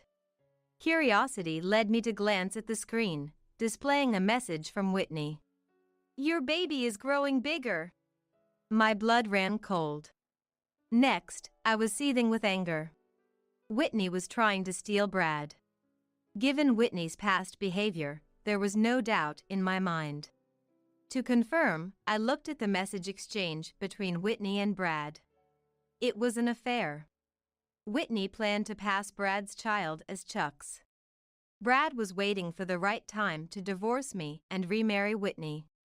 I took photos of the message exchange as evidence. Since then, I've acted oblivious. Brad's parents believed me immediately due to our close relationship. They also felt sorry for their son's actions. I approached Chuck about it once before Whitney gave birth. He seemed to have had suspicions about Whitney's pregnancy. Showing him the evidence, he agreed to my plan. And so, we've come to this moment. Brad, caught off guard, while Whitney smiled brightly. "Stop it, everyone, that's such a bad joke," she said, feigning innocence. "Would you stop your bad jokes?" The voice trembled with anger. I felt sorry for asking everyone to play along until now. And Whitney seemed to finally sense the deep loathing in his angry voice. Whitney's complexion changed. Noticing this, Brad stepped in to defend her. "Hey, Whitney's just tired from giving birth. No need to speak like that." I confronted Brad, fueled by the future he planned for his mistress. "I see you can be kind for the sake of your future wife." I showed him the screen of his mobile phone. The photo of the message exchange with Whitney. Brad, shocked then glaring, yelled, "What the hell is this?" He stood up, grabbing me by the collar. "When did you start doing such dirty things?" He didn't even try to make excuses. It would have been better if he had tried to explain it was all a misunderstanding. When he raised his fist at me, Chuck intervened. "Stop raising your hand to a woman." The grip Chuck had on Brad's arm was forceful. Brad shook off his hand and retorted in frustration. "Saying that. Aren't you two the ones in a shady relationship?" Retreating while rubbing his grabbed arm. Whitney, seizing the moment, jumped into the fray. "Yeah. Instead of doubting Brad and me, you should be looking into these too." However, it seemed like no one was listening to her. The silence was broken by me and Whitney's dad. "Enough, Whitney." Dad had always been a man of few words. He was gentle and, according to Mom, sometimes too soft, never getting angry at Whitney's misbehavior. But this time, he couldn't stay silent. "It's your bad habit, isn't it? I thought you had changed after getting married, but stealing your sister's husband." Dad spoke quietly but with a voice as cold as ice to Whitney. "I should have scolded you more. I didn't want you to see me like this." After giving me a sorrowful look, Dad slapped Whitney's cheek hard. "Ouch!" Looking down at Whitney holding her cheek, he sighed and then turned to Brad. "No, Donald. It's not like that. This is all a misunderstanding." Brad finally tried to defend himself just as Dad's fist hit him. Brad crumpled to the ground. Then, Dad loudly said to them, "The pain you're feeling is nothing compared to what Zoe and Chuck went through. Do you understand?" Whitney's sobbing could be heard, though it was doubtful if her tears were from remorse. Dad turned to Chuck and his parents to apologize deeply. "I'm truly sorry for the unforgivable act my daughter has committed." Mom also apologized next to Dad. Then to Brad's parents, "I'm sorry for raising my hand to Brad in front of you," apologizing deeply once again.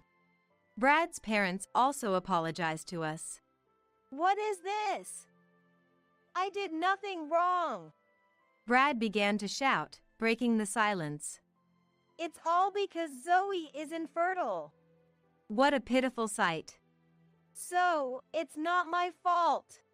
Whitney also started to struggle. It's Zoe's fault. Having such a wonderful husband but not being able to bear children. So I decided to have his child instead. Whitney seemed to realize midway. No one was on their side. Cold stares were fixed on them. I decided to make it clear. Listen, Whitney. I struggled to keep my anger from seeping into my gentle tone. The cause of infertility wasn't me. Wah! Whitney was stunned. We had fertility tests done. Everyone listened silently to my voice. The results showed that Brad was the cause. The room went quiet. Wah! No, that. Whitney's eyes began to dart around. A habit when she's hiding something.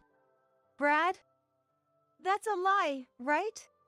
Whitney confronted Brad, but he was deflated. I don't accept those test results. Brad couldn't accept that he was the one unable to have children, but I showed the hospital's test result papers.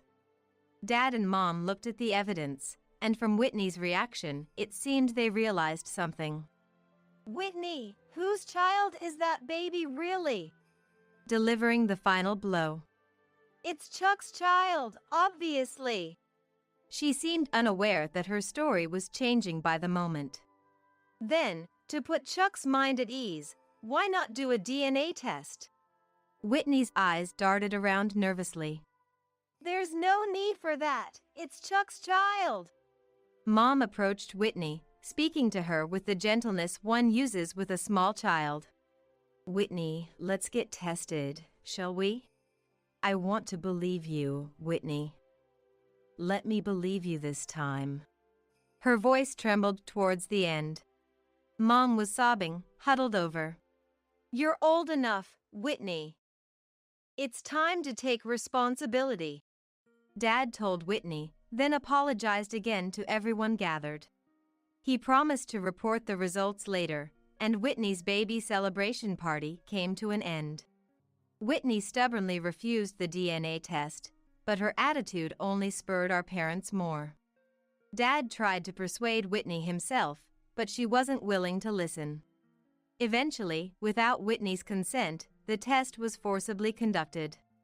Meanwhile, I had moved out of the house I shared with Brad. Brad, still not accepting his infertility, joked, "So, Whitney will move in after you leave." But I was already starting the divorce proceedings, undistracted. Months after the family gathering, Mom contacted me about Whitney's DNA test results. We were to return to our parents' house to hear the outcome. Brad, Chuck, and I listened intently to the results, which were unexpected by all. A heavy sigh escaped everyone's lips. The father of Whitney's child was neither Chuck nor Brad. What on earth does this mean? Dad couldn't contain his anger. Even more furious than when he had slapped Whitney. What does this mean, you say? Whitney asked rhetorically, but no one supported her. Whitney, explain yourself. Chuck admonished her in a low voice. Resigned, perhaps realizing she couldn't escape the truth any longer, Whitney explained in a small voice. I don't know who the father is. Chuck was so busy with work right after we got married, and I felt so lonely. Her voice gradually turned whiny. It's not my fault Chuck made me feel lonely, right? The child is innocent. Let's pretend that night never happened. Please. Whitney moved closer to Chuck, not Brad. So, what about you and Brad? Chuck asked gently. Right. Brad was just for fun. I was entertaining him because things weren't going well with Zoe. Whitney glanced at Brad and laughed. Besides, Brad may come from a wealthy family, but he's so stingy. He never spoiled me. Chuck, you're the only one for me. Whitney clung to Chuck's arm. Brad, faced with the realization of his infertility and Whitney's abandonment, was just staring blankly. So it is. Chuck muttered softly, then forcefully shook off Whitney's clinging arm. Whitney fell off the couch, But Chuck stood up, towering over her. I've had enough. Talking to you any further is a waste of time. His eyes filled with hatred and sorrow. Dad and Mom said, we'll send the divorce papers later. Thank you for everything up to now. Without giving Whitney another look, Chuck left the house. It's the expected outcome, Mom said, placing a hand on Whitney's shoulder. From now on, you're nothing to me. Leave this house immediately. Mom had always ultimately accepted Whitney despite her behavior. But this time it seemed she had reached her limit. I've been too lenient. But don't worry, I won't bother with you anymore. Live strong on your own. We had never seen Mom react so coldly before. But her resolve seemed firm, as if she had come to a clear decision. Dad agreed with her decision, and it was decided that Whitney would be kicked out of the house. So, how long do you plan to stay here? I asked Brad, who was left behind. Brad slowly looked up at me.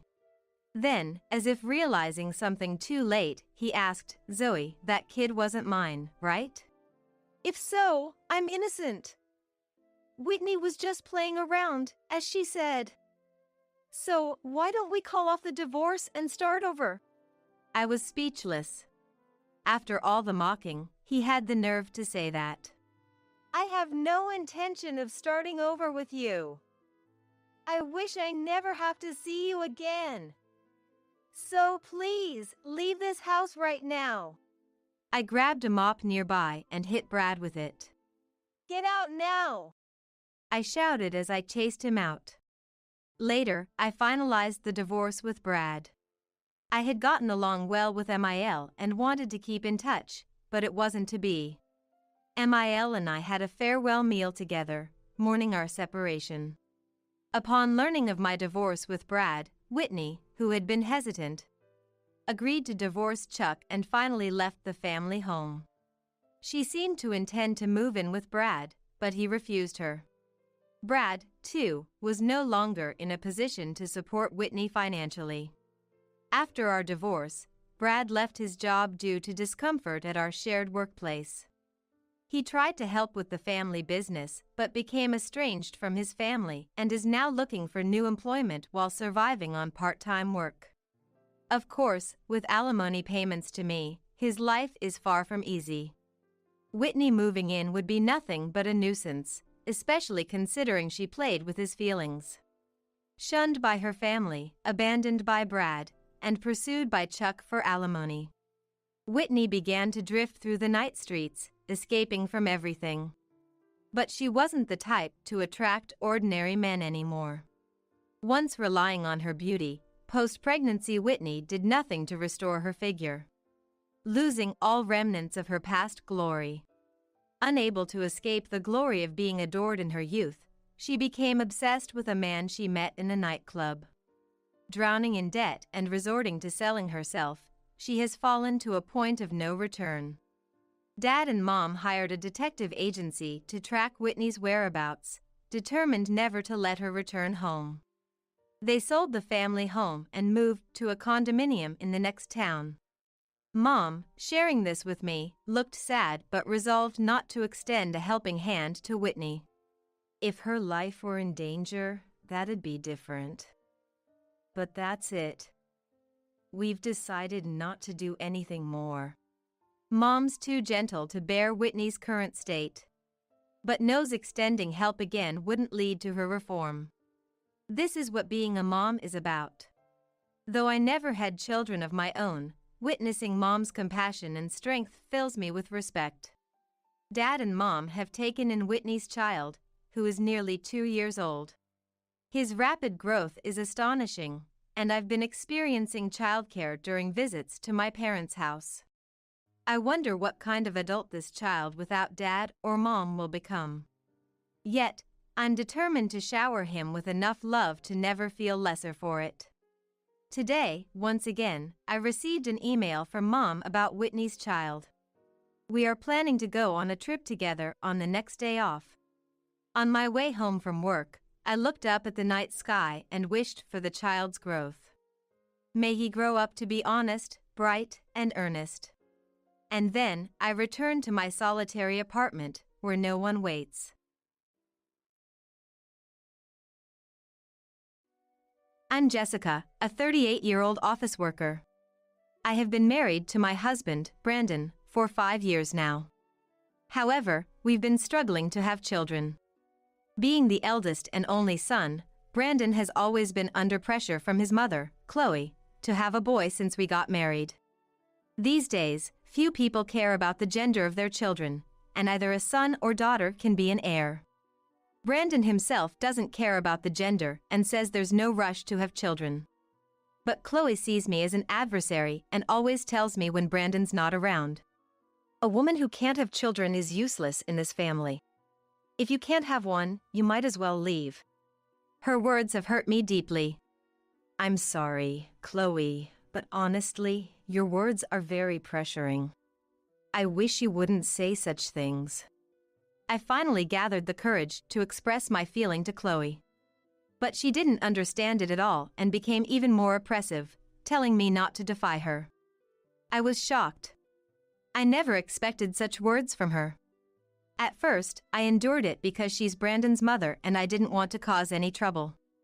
But enduring Chloe's sarcasm while undergoing fertility treatments was mentally taxing, and my health started to decline. Realizing I couldn't hide it anymore, I confided in Brandon. Furious, Brandon sternly warned Chloe, which stopped her surprise visits to our apartment for a while, but she continued to hurl insults daily through WhatsApp. Then one day, I found out I was pregnant at the fertility clinic. The first sight of the fetal ultrasound filled me with indescribable emotions. When I showed Brandon the ultrasound at home, we both cried tears of joy.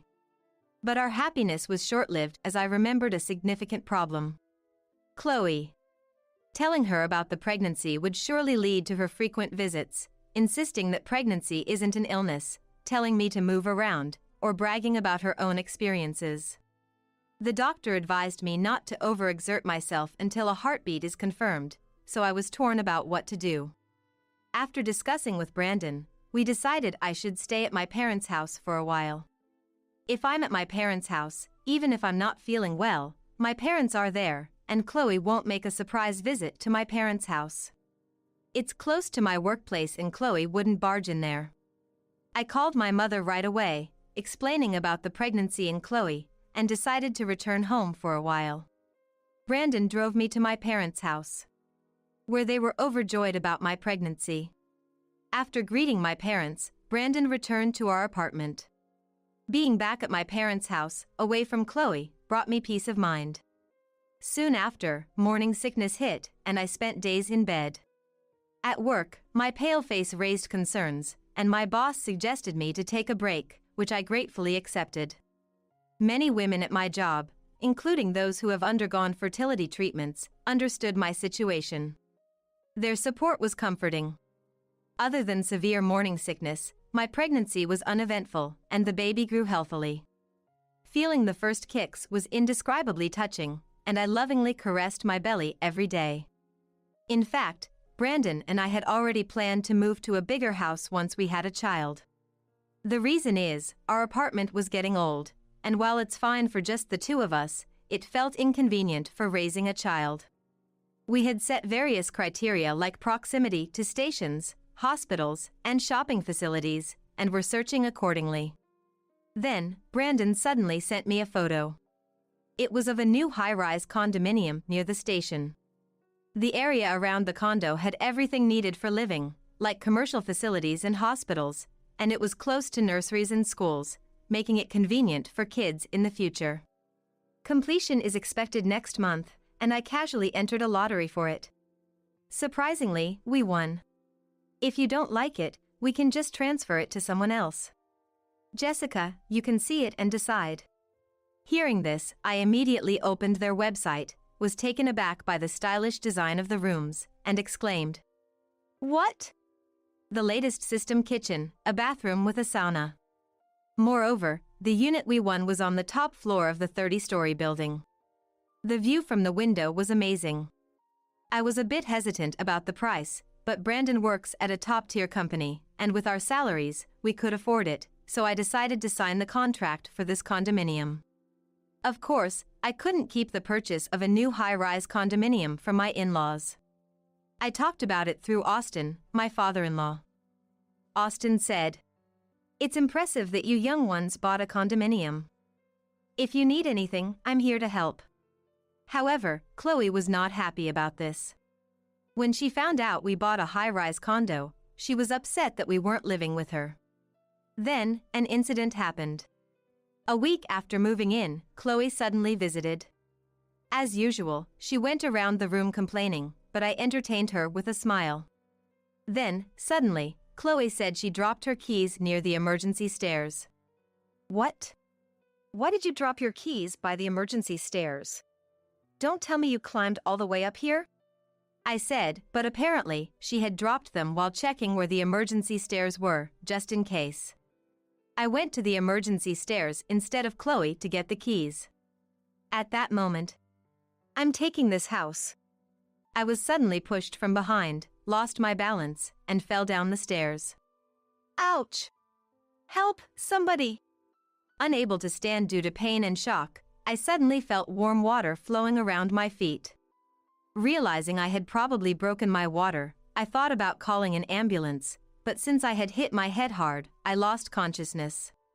When I woke up, I was in a hospital bed. Brandon was there, looking worriedly at me. "Jessica, are you okay?" Brandon asked, visibly shaken, as I woke up. "Where am I? What happened to me?" I was still confused from just waking up and had a fuzzy consciousness from the head injury. When I touched my stomach, I felt something was off. My stomach, which was big until recently, had shrunk. Realizing this, I felt the blood drain from my face. "Hey, why is my stomach like this? Where's my baby? Where did my baby go?" I asked Brandon. Then Brandon quietly began to speak. "The baby in your belly is." The moment I heard those words, I couldn't stop my tears and began crying out loud in the hospital room. Someone on the same floor found me, noticing the emergency staircase door left open. When they went to close it, they found me collapsed and hurriedly called an ambulance. Brandon asked why I approached the emergency stairs, so I explained everything about my interaction with Chloe. I was mentally harassed by Chloe when Brandon wasn't around before, which had once caused me to fall ill. Because of that, Brandon instructed me to always carry a voice recorder. Of course, I started recording the moment Chloe showed up unannounced.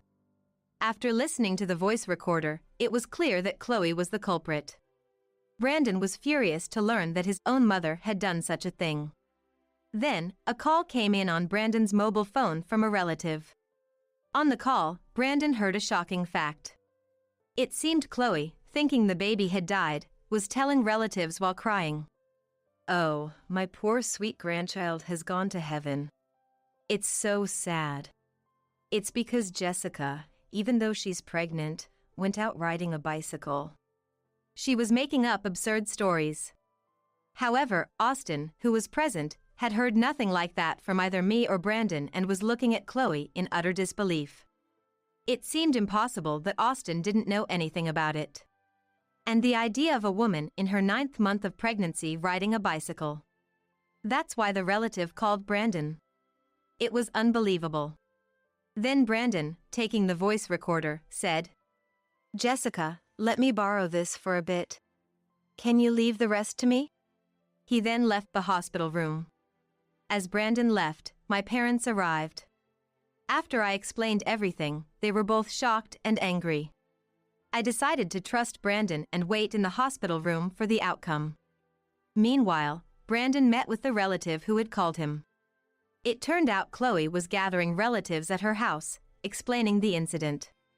Of course, her words were nonsense, and she was just trying to make herself look innocent. Some relatives believed Chloe and wept, while others were skeptical and viewed her with suspicion. Suddenly, Brandon burst in, causing Chloe to look at him in surprise. "Huh? Brandon, why are you here? You were supposed to be with Jessica. She needs you. It's so sad about the baby." I was looking forward to its birth," Chloe said, even feigning tears. At that moment, something snapped in Brandon. "Enough, Mom.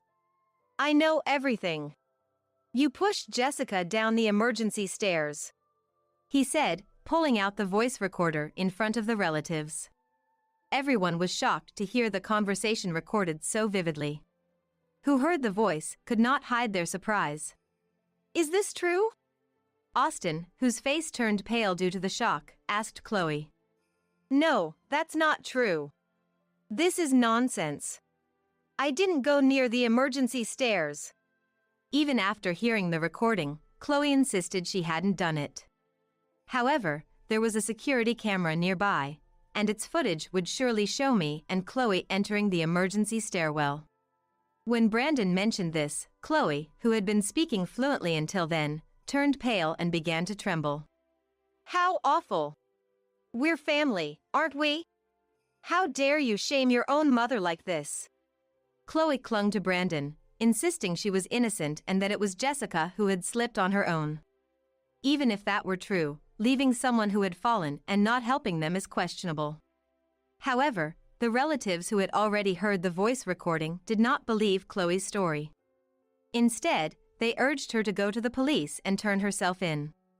"It's not me. I'm not the bad one. You understand, don't you? You know I'm not the kind of person who would do this. Prove it in front of everyone." Chloe desperately appealed to Austin to affirm her innocence. But no one believed Chloe's story anymore. Soon, the police arrived, and from the audio and the subsequent security camera footage, it was clear that Chloe was the perpetrator. She was taken to the police station and arrested. The reason she did this was because the baby was a girl. Chloe had always been fixated on having a grandson, and when she found out the baby in the womb was a girl, she was disappointed. She thought that by pretending this baby never existed, she could try for a boy next time. When I heard this from the police, my head went blank with shock. Despite all that had happened, the baby grew healthily in an incubator and was discharged after 2 months. A few days after coming home from the hospital, Austin visited our apartment to apologize for the incident. He said that he and Chloe had divorced, that their house was sold, and he was going to move back to his family home.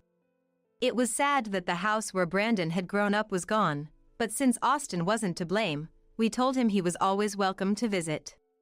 We regularly let Austin see his granddaughter after that. He adored his first grandchild and played with her with such kindness in his eyes. 3 years later, our second child, a boy, was born. Our daughter, now a big sister, couldn't wait to take care of her brother and was always by his side. Watching them was heartwarming, and every day was filled with happiness. But that happiness was disrupted by a visit from someone. The doorbell rang repeatedly, and when I checked the monitor, to my surprise, it was Chloe. I thought I would never see her again, and seeing her brought back memories of that day, making me feel nauseous. "What do you want now?" "I have no intention of seeing you again. "Please leave," I said, but Chloe wouldn't listen. Apparently, Chloe had fallen ill, struggling daily with her health and finding it difficult to go to the hospital without a car. She had divorced Austin, and their house was now just an empty lot. She had no one else to turn to for help. Shockingly, Chloe knew I had given birth to a boy. She had apparently seen us in town, noticing Brandon holding our son. To Chloe, it was the long-desired grandson. She was determined to live with us and make the boy fond of her. "So you finally became a proper woman, giving birth to a boy. When you were pregnant with a girl, I was so disappointed in you. But now that you've had a boy, let's forget the past and live together, shall we?" For a moment, I doubted my own ears. Live together after all that? Impossible. What are you talking about? After what you did, living together is impossible. Leave now, or I'll call the police. Unfortunately, Brandon was at work at this crucial time. In distress, I immediately called Austin. He was supposed to visit the apartment today to see his son and daughter. With trembling hands, I called Austin. It turned out he was already near the apartment, so he hurried over. When Austin arrived, Chloe exclaimed in surprise. We couldn't argue in the entrance of the apartment building, as it would disturb others. But I had no intention of letting Chloe, whom we had cut ties with, into our apartment again. I gave Chloe an ultimatum, telling her I would call the police if she really didn't leave. Realizing her wish wouldn't be fulfilled, Chloe started to create a scene at the entrance and began arguing with Austin. Troubled, I contacted Brandon at work. After hearing the situation, Brandon called the police, and they soon arrived at our apartment. The police, understanding the situation, took Chloe away in a police car. As the commotion was in a conspicuous place, several residents of the apartment witnessed it. I felt sorry for causing inconvenience to many people. Later, after Brandon returned home, we discussed the situation with Austin and decided to move. As long as we lived here, Chloe would surely come back. We couldn't risk something happening to the children next time. Besides, Austin, though he said he had gone back to his family home, was living alone since his parents had passed away. Our daughter liked Austin and had previously expressed a desire to live with him. Austin is a kind person, and leaving him alone at his age worried us. When we proposed living together, Austin was very happy, despite everything that had happened. Afterwards, we bought a used property in the next town. Though it was second-hand, the house itself was very nice, and the surrounding environment was good too.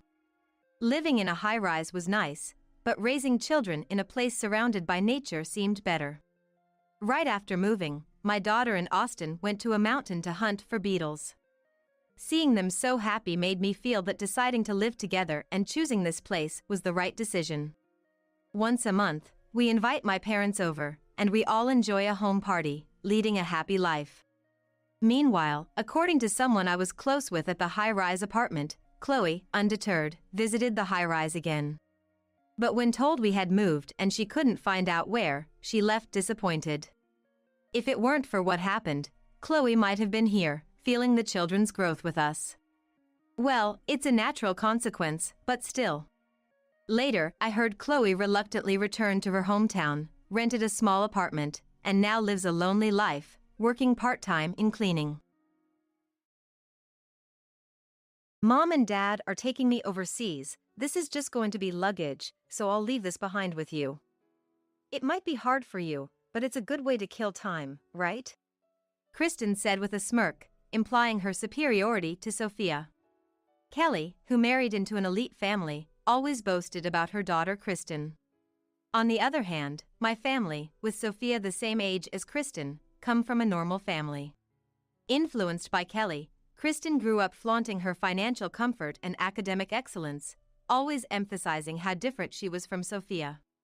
For Sophia too, this summer vacation is crucial, as she's preparing for college entrance exams.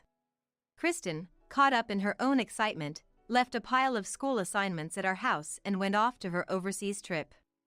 However, Sophia, the recipient of Kristen's spite, decides to take action. My name is Mary. I'm a working mother in a regular household, with my daughter Sophia facing exams this year. Every morning, I make breakfast, wake up Sophia and my husband Harold, hand them their lunches, and we all head out. Life was supposed to continue like this, day after day. But it quickly changed. Now, my life is filled with struggles. It's because of my sister-in-law Kelly, married to Adam, who works in a globally expanding company. Kelly, who married a rich, and her daughter Kristen, have become a source of stress. Sophia and Kristen, being the same age, were inseparable like twins during their childhood. Living not far from each other's homes, family gatherings, especially during long vacations, meant they were always together. But as Kristen started attending various classes and tutoring, their playtime significantly reduced. Gradually, we lost touch with Kelly's family, and by the time we met again, Kristen, maintaining top grades at a prestigious private school, had become Kelly's pride. In Adam's absence due to frequent business trips, Kelly enjoyed her life as an elegant housewife. With Kristen, nearly guaranteed a scholarship through school recommendations due to her grades, you could say their whole family was sailing smoothly. However, for Kelly and Kristen, with too much time on their hands, our family working parents and Sophia studying hard for general exams became an easy target for mockery. When did Kelly's assertive personality twist into something unpleasant? Her straightforward and cool attitude was lost, replaced with sending us unpleasant, boastful messages. It wouldn't matter if I was the only target. But on weekends, they started visiting, ostensibly to play with us. Bringing expensive confectionery as a pretext, clearly to disturb us, especially Sophia. We bought this cake, so let's have tea. Sophia should come and join us. Kristen, go call her, Kelly said, summoning Sophia without my permission. Of course, Sophia was studying. Soon, Sophia came down to the living room, looking displeased. Kristen, with a somewhat mean smile, nudges her. People taking general exams have to cram a lot, right? Must be tough. But since your cousin's here to play, you should entertain her. Well, you don't need to study, but Unlike the provocative Kristen, Sophia is shy and can't stand up for herself. All I can do is try to end the tea party quickly. I swiftly prepared the tea and hastened them to finish the cake. Meanwhile, Kelly keeps bragging about how brilliant Kristen is and how hard she works at her extracurriculars. Isn't it odd? You're a mother and you hardly ever boast about Sophia. Kelly suddenly said so out of nowhere. But the reason I don't retort with boastful stories is that Sophia has asked me not to. Sophia possesses many virtues that neither I nor Harold have. I always want to counter. But Sophia seems to think there's no need to let Kelly and the rest know. I tolerate and respect Sophia's wishes, responding nonchalantly. Mom always bragged more about you than me, right? It's the same thing. Kelly, looking satisfied, laughed it off. Yeah, that's right. This way everything ends as if nothing happened. Yes, our parents also favored Kelly over me, always showing more enthusiasm and expectation for her. They sided with Kelly, who married the elite Adam, all the time. I could tolerate that, but what really got to me was how they constantly compared the grandchildren, always praising Kristen. I was utterly fed up with our parents' attitude. Despite feeling a strong irritation inside, I had to endure it for Sophia's sake, day after day. Then, the children's summer vacation arrived. But with it came turmoil. Kelly's family was preparing for a month-long trip abroad. Since they seemed to be unconcerned with academic studies, we had been hearing about their proud travel plans every week. We thought about taking a trip ourselves, but Sophia was determined. Without Kristen around, I'll be able to study in peace. So, we dropped our plans. However, just before their departure, Kelly's family showed up at our house with a pile of assignments. Kelly, what is all this?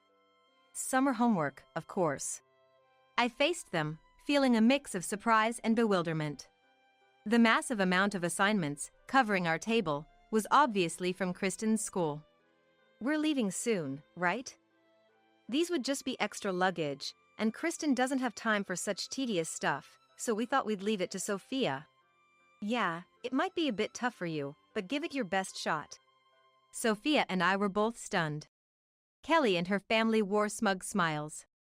They didn't even try to hide their condescending looks. But did they realize how absurd their words were? I have my own assignments, and summer courses too. For a student facing exams, there's no time to waste on trivial things. Sophia's dream school is highly competitive. She couldn't possibly spare time for Kristen's work on top of her own studies and summer courses. Sophia tried to speak up, but Kelly cut her off. It's Sophia's last summer in high school too, so I originally said no to this plan, you know. But you guys aren't going anywhere, right? Unlike our Adam, traveling must be hard for you guys. Kristen joined in with a spiteful look at Sophia. My school's on high level, so I'm not sure if Sophia can handle it, but it's a good study opportunity, right?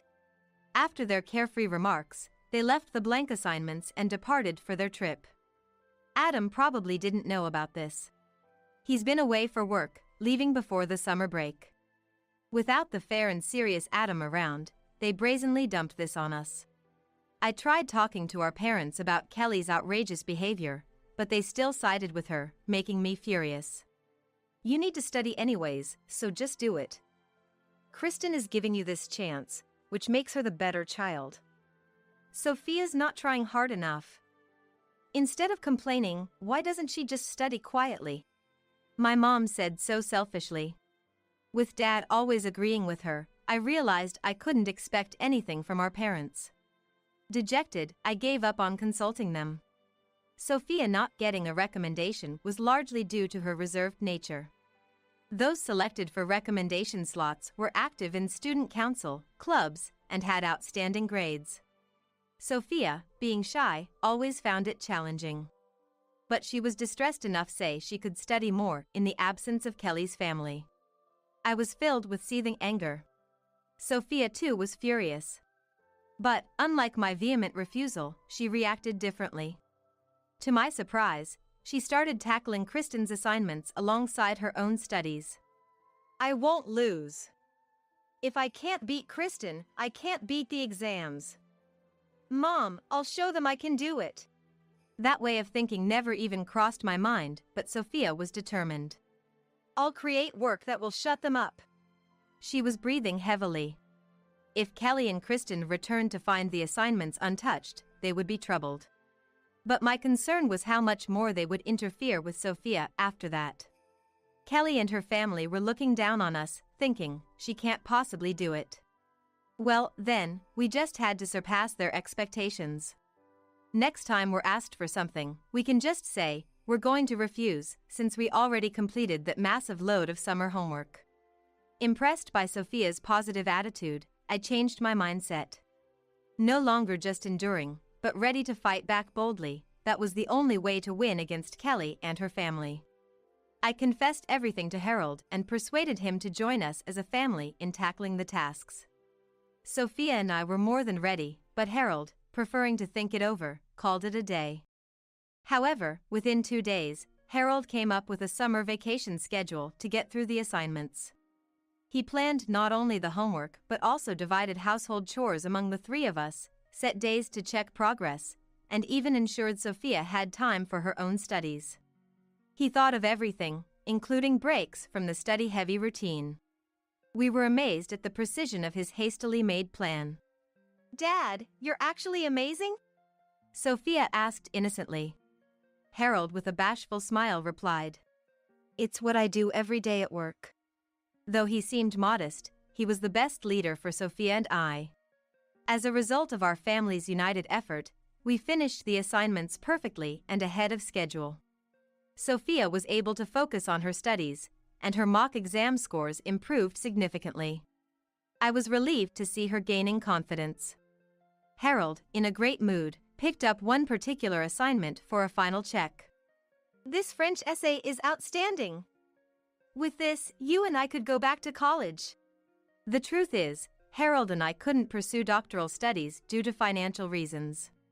Working on this reminded us of the French literature seminar room where we first met. That was how hard we were tackling the assignments. Studying and researching really was fascinating. So fascinating that it made me worry that Kristen, who considers such things as troublesome, might miss out on this joy. Right before summer vacation ended, Kelly's family returned. They collected the assignments without much inspection, seemingly satisfied that they were just done. Their own stories seemed far more important to them. Then, a few days into the new term, an unusually cheerful Kelly and her family visited. Apparently, some of the assignments were exceptionally good, earning praise from teachers. Kelly and Kristen were proud, despite having no part in the work. And the French essay? Next week, it will be presented as an outstanding piece in front of everyone. Which reminds me, didn't you and Harold major in French literature or something? Seems like it didn't lead to great job prospects. Anyways, since it's Kristen's assignment, she'll be the one receiving the accolades. Kelly probably enjoyed thinking we were desperately working on just a child's homework. Kristen could hardly contain her mocking laughter, delighted with the bonus recognition. Later, Kelly sent us a photo of Kristen holding the award certificate, but I just replied, "Congratulations," and deleted the picture. However, trouble arose the following month. In the middle of the night, an enraged Kelly barged into our house. Kristen crying beside her. Hey Mary! Write that French thing again. You did it once, so you can do it. What? At this ungodly hour? You're asking for French. As I tried to calm down the frantic Kelly at the front door, Harold and Sophia woke up. The French essay from the summer vacation, which earned Kristen the recognition, was selected for a presentation at the cultural festival. She accepted, thinking it was just a reading, but then was told to submit a new essay for another competition. Kristen struggles with French, even simple compositions are hard for her. So she thought, I'll just have Sophia write it again.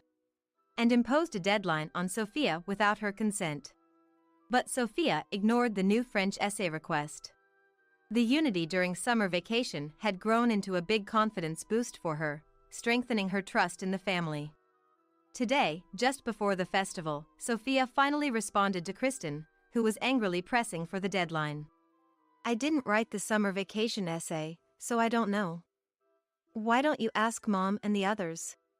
Kristen, always hiding behind Kelly, was essentially a timid and mean-spirited girl. She couldn't say anything directly to us. Sophia was unusually cold to her, and in a panic, she thought of consulting Kelly, but unfortunately, she was out at a mom friend's party and didn't get home until very late at night. When Kelly got home, Kristen was waiting and crying, confessing about the essay. Kelly, who had no intention of going to the cultural festival, calling it child's play, was therefore uninformed and shocked. Without caring that it was midnight, she rushed over to our house in a panic. So, it's about that French essay. Make a new one, please. Poor Kristen, she's been deceived by Sophia. It seemed that was the situation. Honestly, I was surprised at Kelly's audacity to leave such a big problem entirely up to us. Sophia, watching Kelly and the others screaming at the front door, remained cool and unimpressed. Anyway, we no longer had a reason to write a new essay. I recommended admitting honestly that she couldn't write. I can't let her do something so pathetic, Kelly retorted. But our family firmly continued to refuse. We've done our duty with the summer assignments. We won't do anything more. Enough is enough, or we'll call the police, or Adam, before that. With Harold's words, Kelly suddenly fell silent and took Kristen home with her. A few hours later, our home phone rang. It was our displeased mom back home. Apparently, Kelly had gone crying to her parents right after. You should write Kristen's essay, Mom said. But maybe because she was woken up at an unreasonable hour, Mom was complaining differently than usual, not taking Kelly's side. Seriously, both Kelly and Kristen are the worst. Kelly is always angry, and Kristen is always just tagging along. Calling in the middle of the night without even considering the inconvenience of others. The phone call continued with complaints about Kelly. Mom might be a victim in her own way, but she just seemed to be looking down on Kelly. I quickly refused to help with the essay. We no longer wanted to be involved with them. Later, they somehow managed to finish the French essay using a translation app. Naturally, the quality was miles apart from the summer assignment. The teachers were in an uproar over the poor quality. There were even suggestions that the award-winning assignment might have been plagiarized, and Kristen was questioned. That essay you submitted for the festival, I've never seen such poor quality.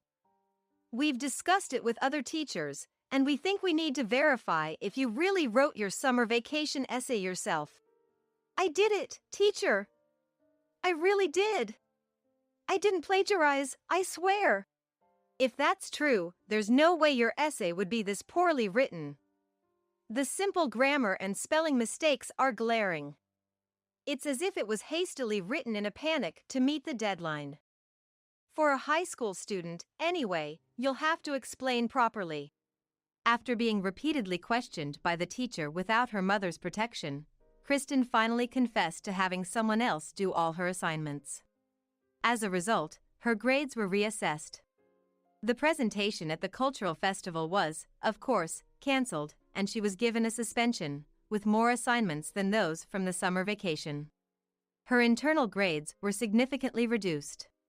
The details of the assignment commission were also recorded in her report, and it seemed the incident was over. But that was not the end. Following the severe reprimand she received, classmates started confessing problems with her school life. Turns out, Kristen had been targeting poor or timid kids, throwing money at them to forcefully do her assignments. It was revealed that those who couldn't resist because of poverty or those humiliated and laughed at when called out by Kristen's group brought the issue to light. The school tried to settle the matter quietly. To clarify the situation, Kristen underwent several interviews and investigations. This was no mere issue for a report card. The incident led to the cancellation of Kristen's designated school recommendation. Since the second-ranking student took her place, Kristen was forced to take general entrance exams, but she had long lost any time to study at school. The season quickly turned to exam season, and, as a result of her lack of study, she failed everything. On the other hand, since Kelly and her family hardly visited our house after the cultural festival, Sophia, who had diligently studied, got into a university. Her efforts paid off, and she got into the national university she wanted. Our house was wrapped in a celebratory mood, and I made a lavish dinner to celebrate. Kelly, without changing her heart, forced Kristen into a gap year, fearing they would be seen as a family that couldn't send their daughter to college. Kristen, maybe due to her pride, started studying at home but made no progress. The atmosphere in Kelly's house grew worse by the day, with constant parent-child fights, but all they blamed was us. Adam finally became suspicious of Kristen's attitude, which seemed to target Sophia excessively. He was completely unaware of the incident Kristen had caused at school.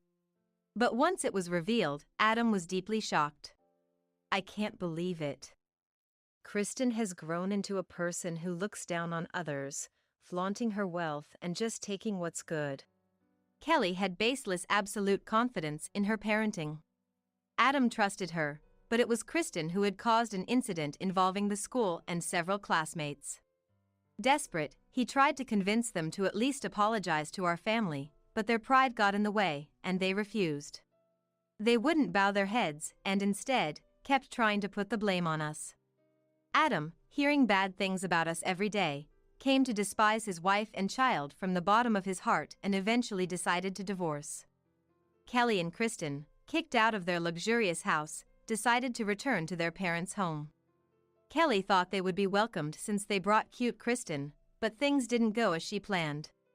Our parents, who always supported her, started treating Kristen almost like a jinx because of the multiple problems she caused. And their attitude changed drastically. They had always been harsh on Sophia but now turned to her with kind voices, desperately trying to please her. They even tried to send her expensive gifts. This confused both me and Sophia. "For your successful admission, how about we buy you a luxury brand bag? You've worked so hard, you deserve all the luxury." "Yeah, unlike Kristen, it's okay if it's a bit expensive, tell your grandpa what you want." Their parents praised Sophia and disparaged Kristen. Sophia had long lost her affection for her grandparents and wouldn't be appeased with a brand bag. Neither me nor Sophia wanted to get back at Kelly and her family for what they had done. We didn't want to look down on them, so we refused the gift even if it was for celebration. Why were our parents trying to please us? It seemed to be related to Kelly and her family coming back. "Kelly's back, right? We want you to help her. For the family. You know, we're getting old, and there are household chores." My mother hesitated on purpose. They couldn't handle Kelly and her family, so they were calling us to take care of them. But we had long lost any desire to see Kelly and her family's faces. Not just me, but my whole family refused and didn't step into my parents' house. Moreover, we had no intention of visiting them anymore. To my parents who were desperately trying to please us at our front door, Sophia smiled back and said, "We're moving. We're not coming back to this town, so take care of Kristen and her family. I have university, so please don't bother us anymore. Goodbye." What? Our parents could only stand there with mouths agape. Yes, we had decided to move all together after that summer vacation, regardless of the exam results. And so, we cut ties with my parents and Kelly's family and headed to a new town. The ones left behind are reportedly fighting every day at my parents' house. Since the divorce with Adam was finalized, their living standards plummeted, and Kelly, with no face to show to her mom friends, became increasingly reclusive. Without jobs, the mother and the daughter blamed each other in a nasty fight, causing uproar with my parents almost every day. As for us, we are expanding our social circle smoothly at the new place. Sophia studies seriously at the university, immersing herself in seminar research. She has made new friends in addition to her high school ones and looks happy going to the university every day. It was a year of mostly studying, but now Sophia has grown enough to balance both study and play. I hope she goes out more from now on. Although the moving expenses were a bit of a burden, we have enough savings for her to choose her favorite path. The unreasonable task of the summer vacation assignment was an absurd incident, but someday we'll be able to laugh about it, saying, "Remember when that happened?" By then, we'll remember not the malicious faces of Kelly and her family, but the unity and effort of our own family. I gave your dead ex-husband's life insurance money to my eldest son's wife for her housewarming. What's yours is mine, so you shouldn't have any complaints. Divorce? Understood. I guess he thought I would cry and refuse the divorce, because my husband seemed a bit surprised. Don't think everything will go your way. Just you watch. My name is Jennifer. I am actually remarried to my current husband, David. I was widowed from my previous husband, William, due to illness. William had a disease since his youth, which worsened and led to his death. Concerned about me being left alone, William left me a substantial amount of life insurance. I had no children with William. I met David through a relative's introduction. When I tried to refuse him, saying I wasn't a first-time bride, "Don't worry about that," he said. I felt happy, as it seemed he accepted not just me but also William. Since remarrying David, due to my frail health and David's high income, I've been a housewife. I gave birth to our daughter Susan and our son Anthony, and I've tried my best with housework and child-rearing. David sometimes brought home stress from work, behaving selfishly and yelling suddenly, but I managed to get by. When David was in a bad mood, moocher, nuisance, he would call me things like that. But I am grateful to David for providing a financially comfortable life. David treated our son Anthony specially as the heir to the house. For Susan and Anthony's birthday and Christmas gifts, school entrance gifts, and other occasions, he clearly favored one over the other. During long vacations in summer, he would take Anthony to his parents' house and not return him for days. At David's parents' house, Anthony could eat sweets and play games all he wanted, messing up his daily rhythm and study habits. When he returned, he would rebel and look down on me, making it very difficult to return to our normal life. I appealed many times to stop this, as it wasn't good for Anthony, but I took in a woman with a marriage history. A wife shouldn't talk back, he said, and never accepted it. Susan disliked David and his family's home and left the house early. Susan got married about 5 years ago. She has children and is struggling with childcare. Anthony got married about 2 years ago. His wife was young and beautiful. I often had trouble with Anthony's wife, Nancy's attitude, but we didn't meet often, and I thought maybe that's just how young people are these days, so I didn't interfere much. Now, this happened about 2 years ago. When Anthony and Nancy had dinner at our house to celebrate their marriage, Nancy said as soon as she arrived, "Wow, what a lovely house. Anthony grew up here? I'm so jealous. David, you're so successful, how impressive." "Well, my wife is useless and can't work, so I had to work hard alone. But I guess this house is getting a bit old, just like my wife." "How unpleasant, houses and women shouldn't be old. Women should be young and cute like you, Nancy." "Nancy, you work, right? That's commendable." In this day and age, capable women need to work and live in society.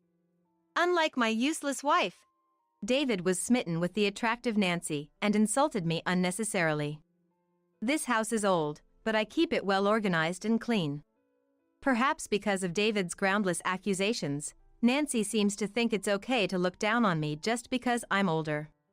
She even directed her condescending gaze at my eldest daughter, Susan. Susan is just like Jennifer, huh? I think you should take care of your nails and wear some accessories. Have you given up just because you have kids? I won't become like Susan after marriage, Anthony, don't worry. Of course, you're different from Mom and Susan. They're so different, it's like they're not even the same species. Nancy acts superior and out of line towards Susan, who is struggling with childcare every day, but neither David nor Anthony seem to notice how ridiculous it is. After the dinner, when Anthony and Nancy left, Susan said in a dismayed voice, "Her attitude is questionable, isn't it? Honestly, I don't want to be involved." Regarding this, David said, "Susan, are you angry because she hit the nail on the head?" "Ah, women's jealousy is ugly," he said dismissively. Susan, looking truly disgusted, said, "Dad, you need to look at things more calmly or you might lose your way. A woman shouldn't speak so arrogantly. You always say such presumptuous things, Susan. Just go home." David, upset, locked himself in his room. "Mom, if you have any troubles or concerns, please consult me right away.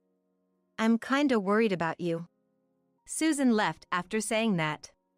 One day, Susan invited me to a cafe in the neighborhood. Ever since that incident, Susan has been inviting me out more often, maybe to check if I'm all right. Mom, now that you're free from child rearing, why don't you find a hobby or something enjoyable? Remember how you used to love gardening? Do you still do that? I still do a bit of gardening at home. Maybe I should take this time to relearn about different types of flowers and their planting methods. These days, many people post their gardening pictures on social media, which is fun to look at and can be inspiring. Let me see your phone, I'll install the app for you. After saying that, she installed a social media app on my phone. Indeed, there were many beautiful gardening images, and I found them educational. I was impressed that young people nowadays use such convenient and enjoyable things. From that day, I started browsing various posts whenever I had time. Not just gardening, but I also began searching for information on local botanical gardens and nice cafes. One day, I came across a post that caught my eye. It was about a new Italian restaurant in our neighborhood, which I had wanted to visit. But David had said, "Don't waste my hard-earned money on frivolous things." So, I wasn't allowed to go out to eat. The post showed a man and a woman dining together, perhaps on a date. They weren't showing their faces, just their hands, a high-end brand purse, and the keys of a luxury car. However, the purse and the style of the nails on the woman's hand seemed similar to Nancy's. And the man's hand didn't seem like Anthony's. It bothered me a little, but it was just a post on social media with no solid proof, so I was confused and didn't know what to do. When I consulted Susan about this, "Got it, I'll look into it a bit," she said. Recently, Anthony and his wife announced they were building a new house. It seems to be a stylish house, heavily influenced by Nancy's preferences. Nancy keeps adding options, and the initial estimate is now a joke. She insists on a top-tier housemaker. But I can't say no when Nancy asks. Anthony was in a good mood. "Well, I wanted our house to be nicer than this one." "That's okay, right?" Anthony has no choice but to listen when a cute wife like Nancy asks for something. I wish Nancy would ask me for something. "Oh, really? I wonder what I should ask for." My presence being ignored, the three of them were excitedly having fun together. Thinking that a loan beyond one's means would only lead to future hardships, I considered sending some cash as a housewarming gift from us, and looked at the drawer with my debit card inside. To my surprise, the debit card containing the $300,000 insurance money left to me by my late husband William was missing. I immediately confronted David about it.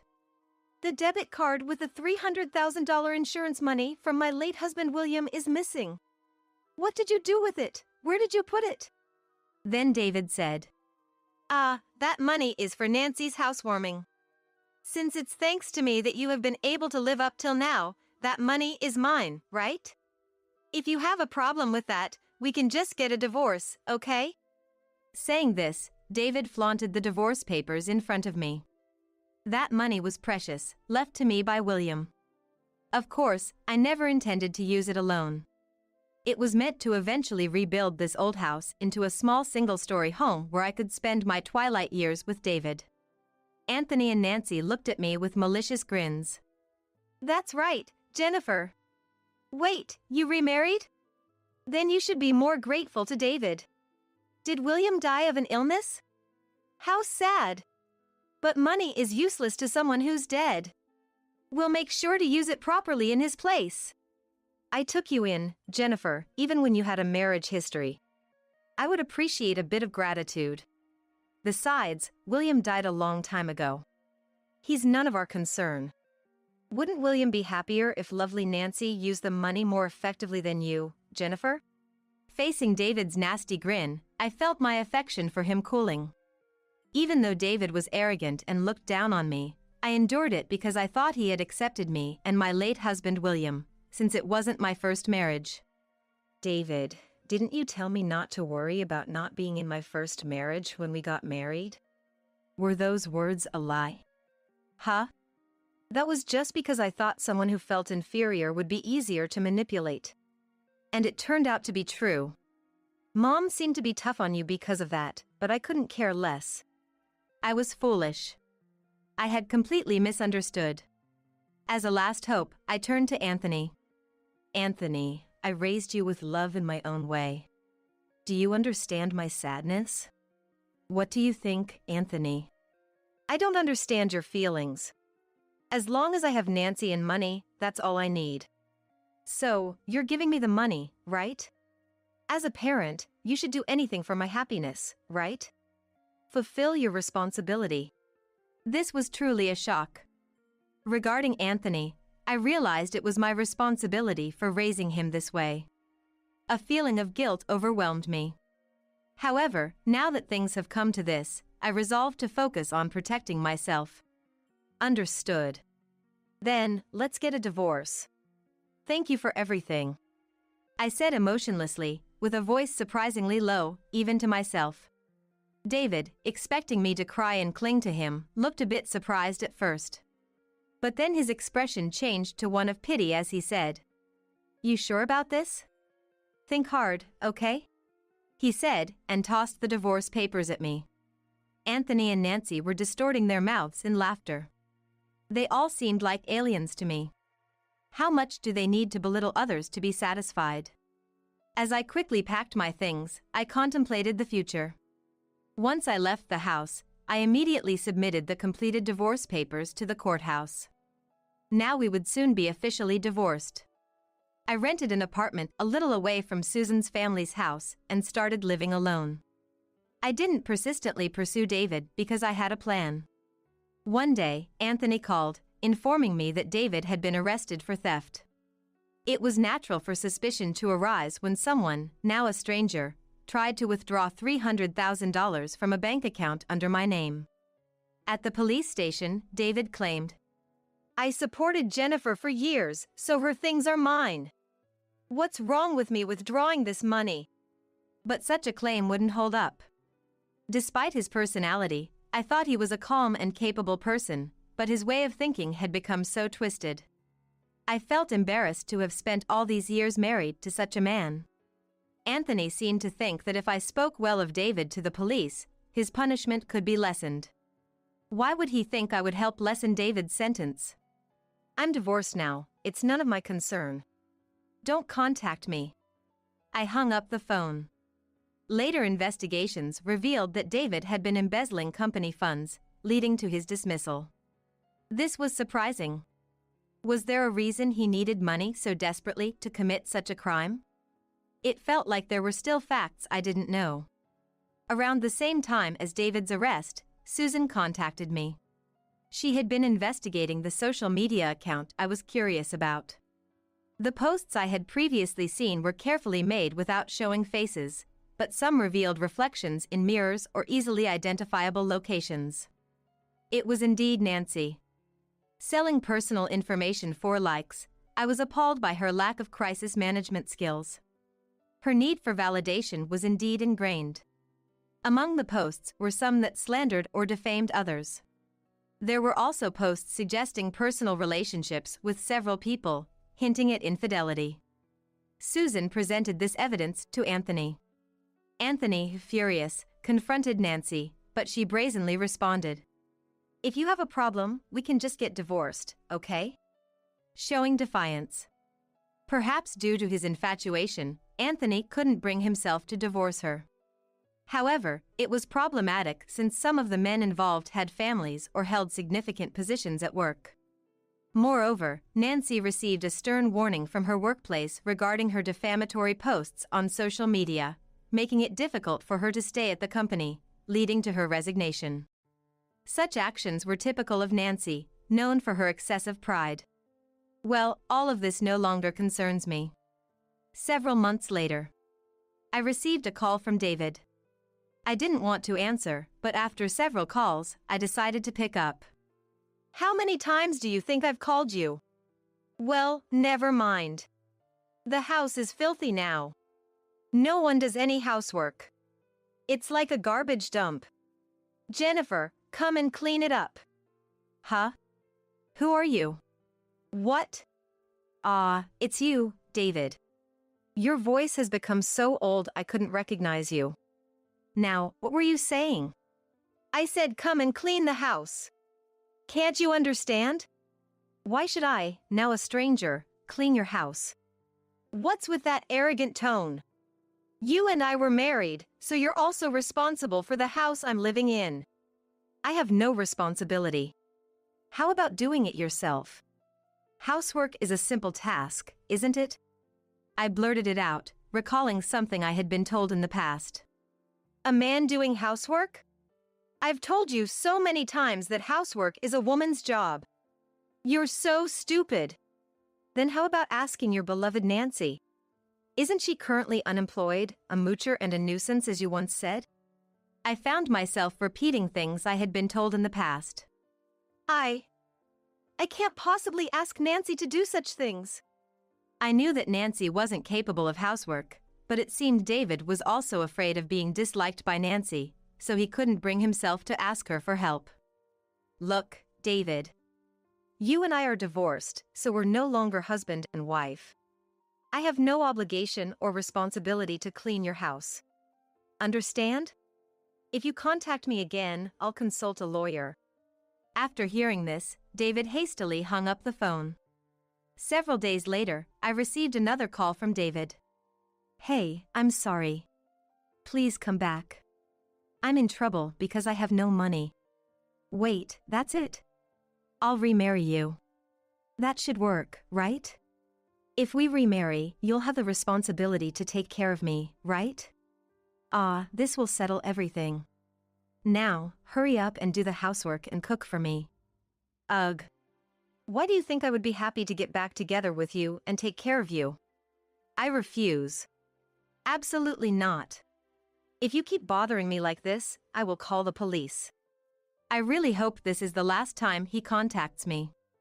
It turns out David had been trying to please Nancy by showering her with gifts. Purses, earrings and other accessories, and even the down payment for a luxury car. That's why he embezzled money from his company. Nancy was aware of David's ulterior motives and exploited them fully. Despite everything being exposed, I still can't understand why David and Anthony can't detach themselves from Nancy. One day, Susan said, "Maybe Nancy is what they call a community crusher?" After some research, I found out that this refers to someone who destroys interpersonal relationships within communities like company organizations, university clubs, mom-friend groups, or neighborhood associations. Characteristics include a distorted need for approval, being aggressive and critical towards others. While I'm not sure if Nancy fits the description perfectly, there seem to be many similarities. But as for me, all I can do now is to live my life without any involvement with Nancy and her ilk. Now, they're known in the neighborhood as a problematic family living in a famous garbage house, constantly arguing with each other. Given Nancy's extravagant tastes, the monthly mortgage on the garbage house is apparently quite high. It's said they're falling behind on the payments and will likely lose their home to foreclosure soon. As for me, I'm living alone peacefully in an apartment near Susan's house. I've improved a lot at gardening on my balcony, thanks to learning from social media. I sometimes do part-time jobs in gardening at local parks or botanical gardens, and also participate in volunteering. One of my joys is occasionally babysitting my grandchild and having meals with Susan's family. Susan's husband is a gentle person and is kind to me. I'm very grateful. Looking back, perhaps my late husband William helped expose the true nature of David and Nancy. This experience made me reflect on how I always felt inferior and never took action before. As a result, I've been hurt, and more importantly, I made Susan suffer for a long time. If I'm this hurt, Susan, who was just a child then, must have suffered even more. I also feel sorry for Anthony. From now on, I plan to think for myself and associate with people who value me and whom I value. It's never too late to start. My life is surely just beginning.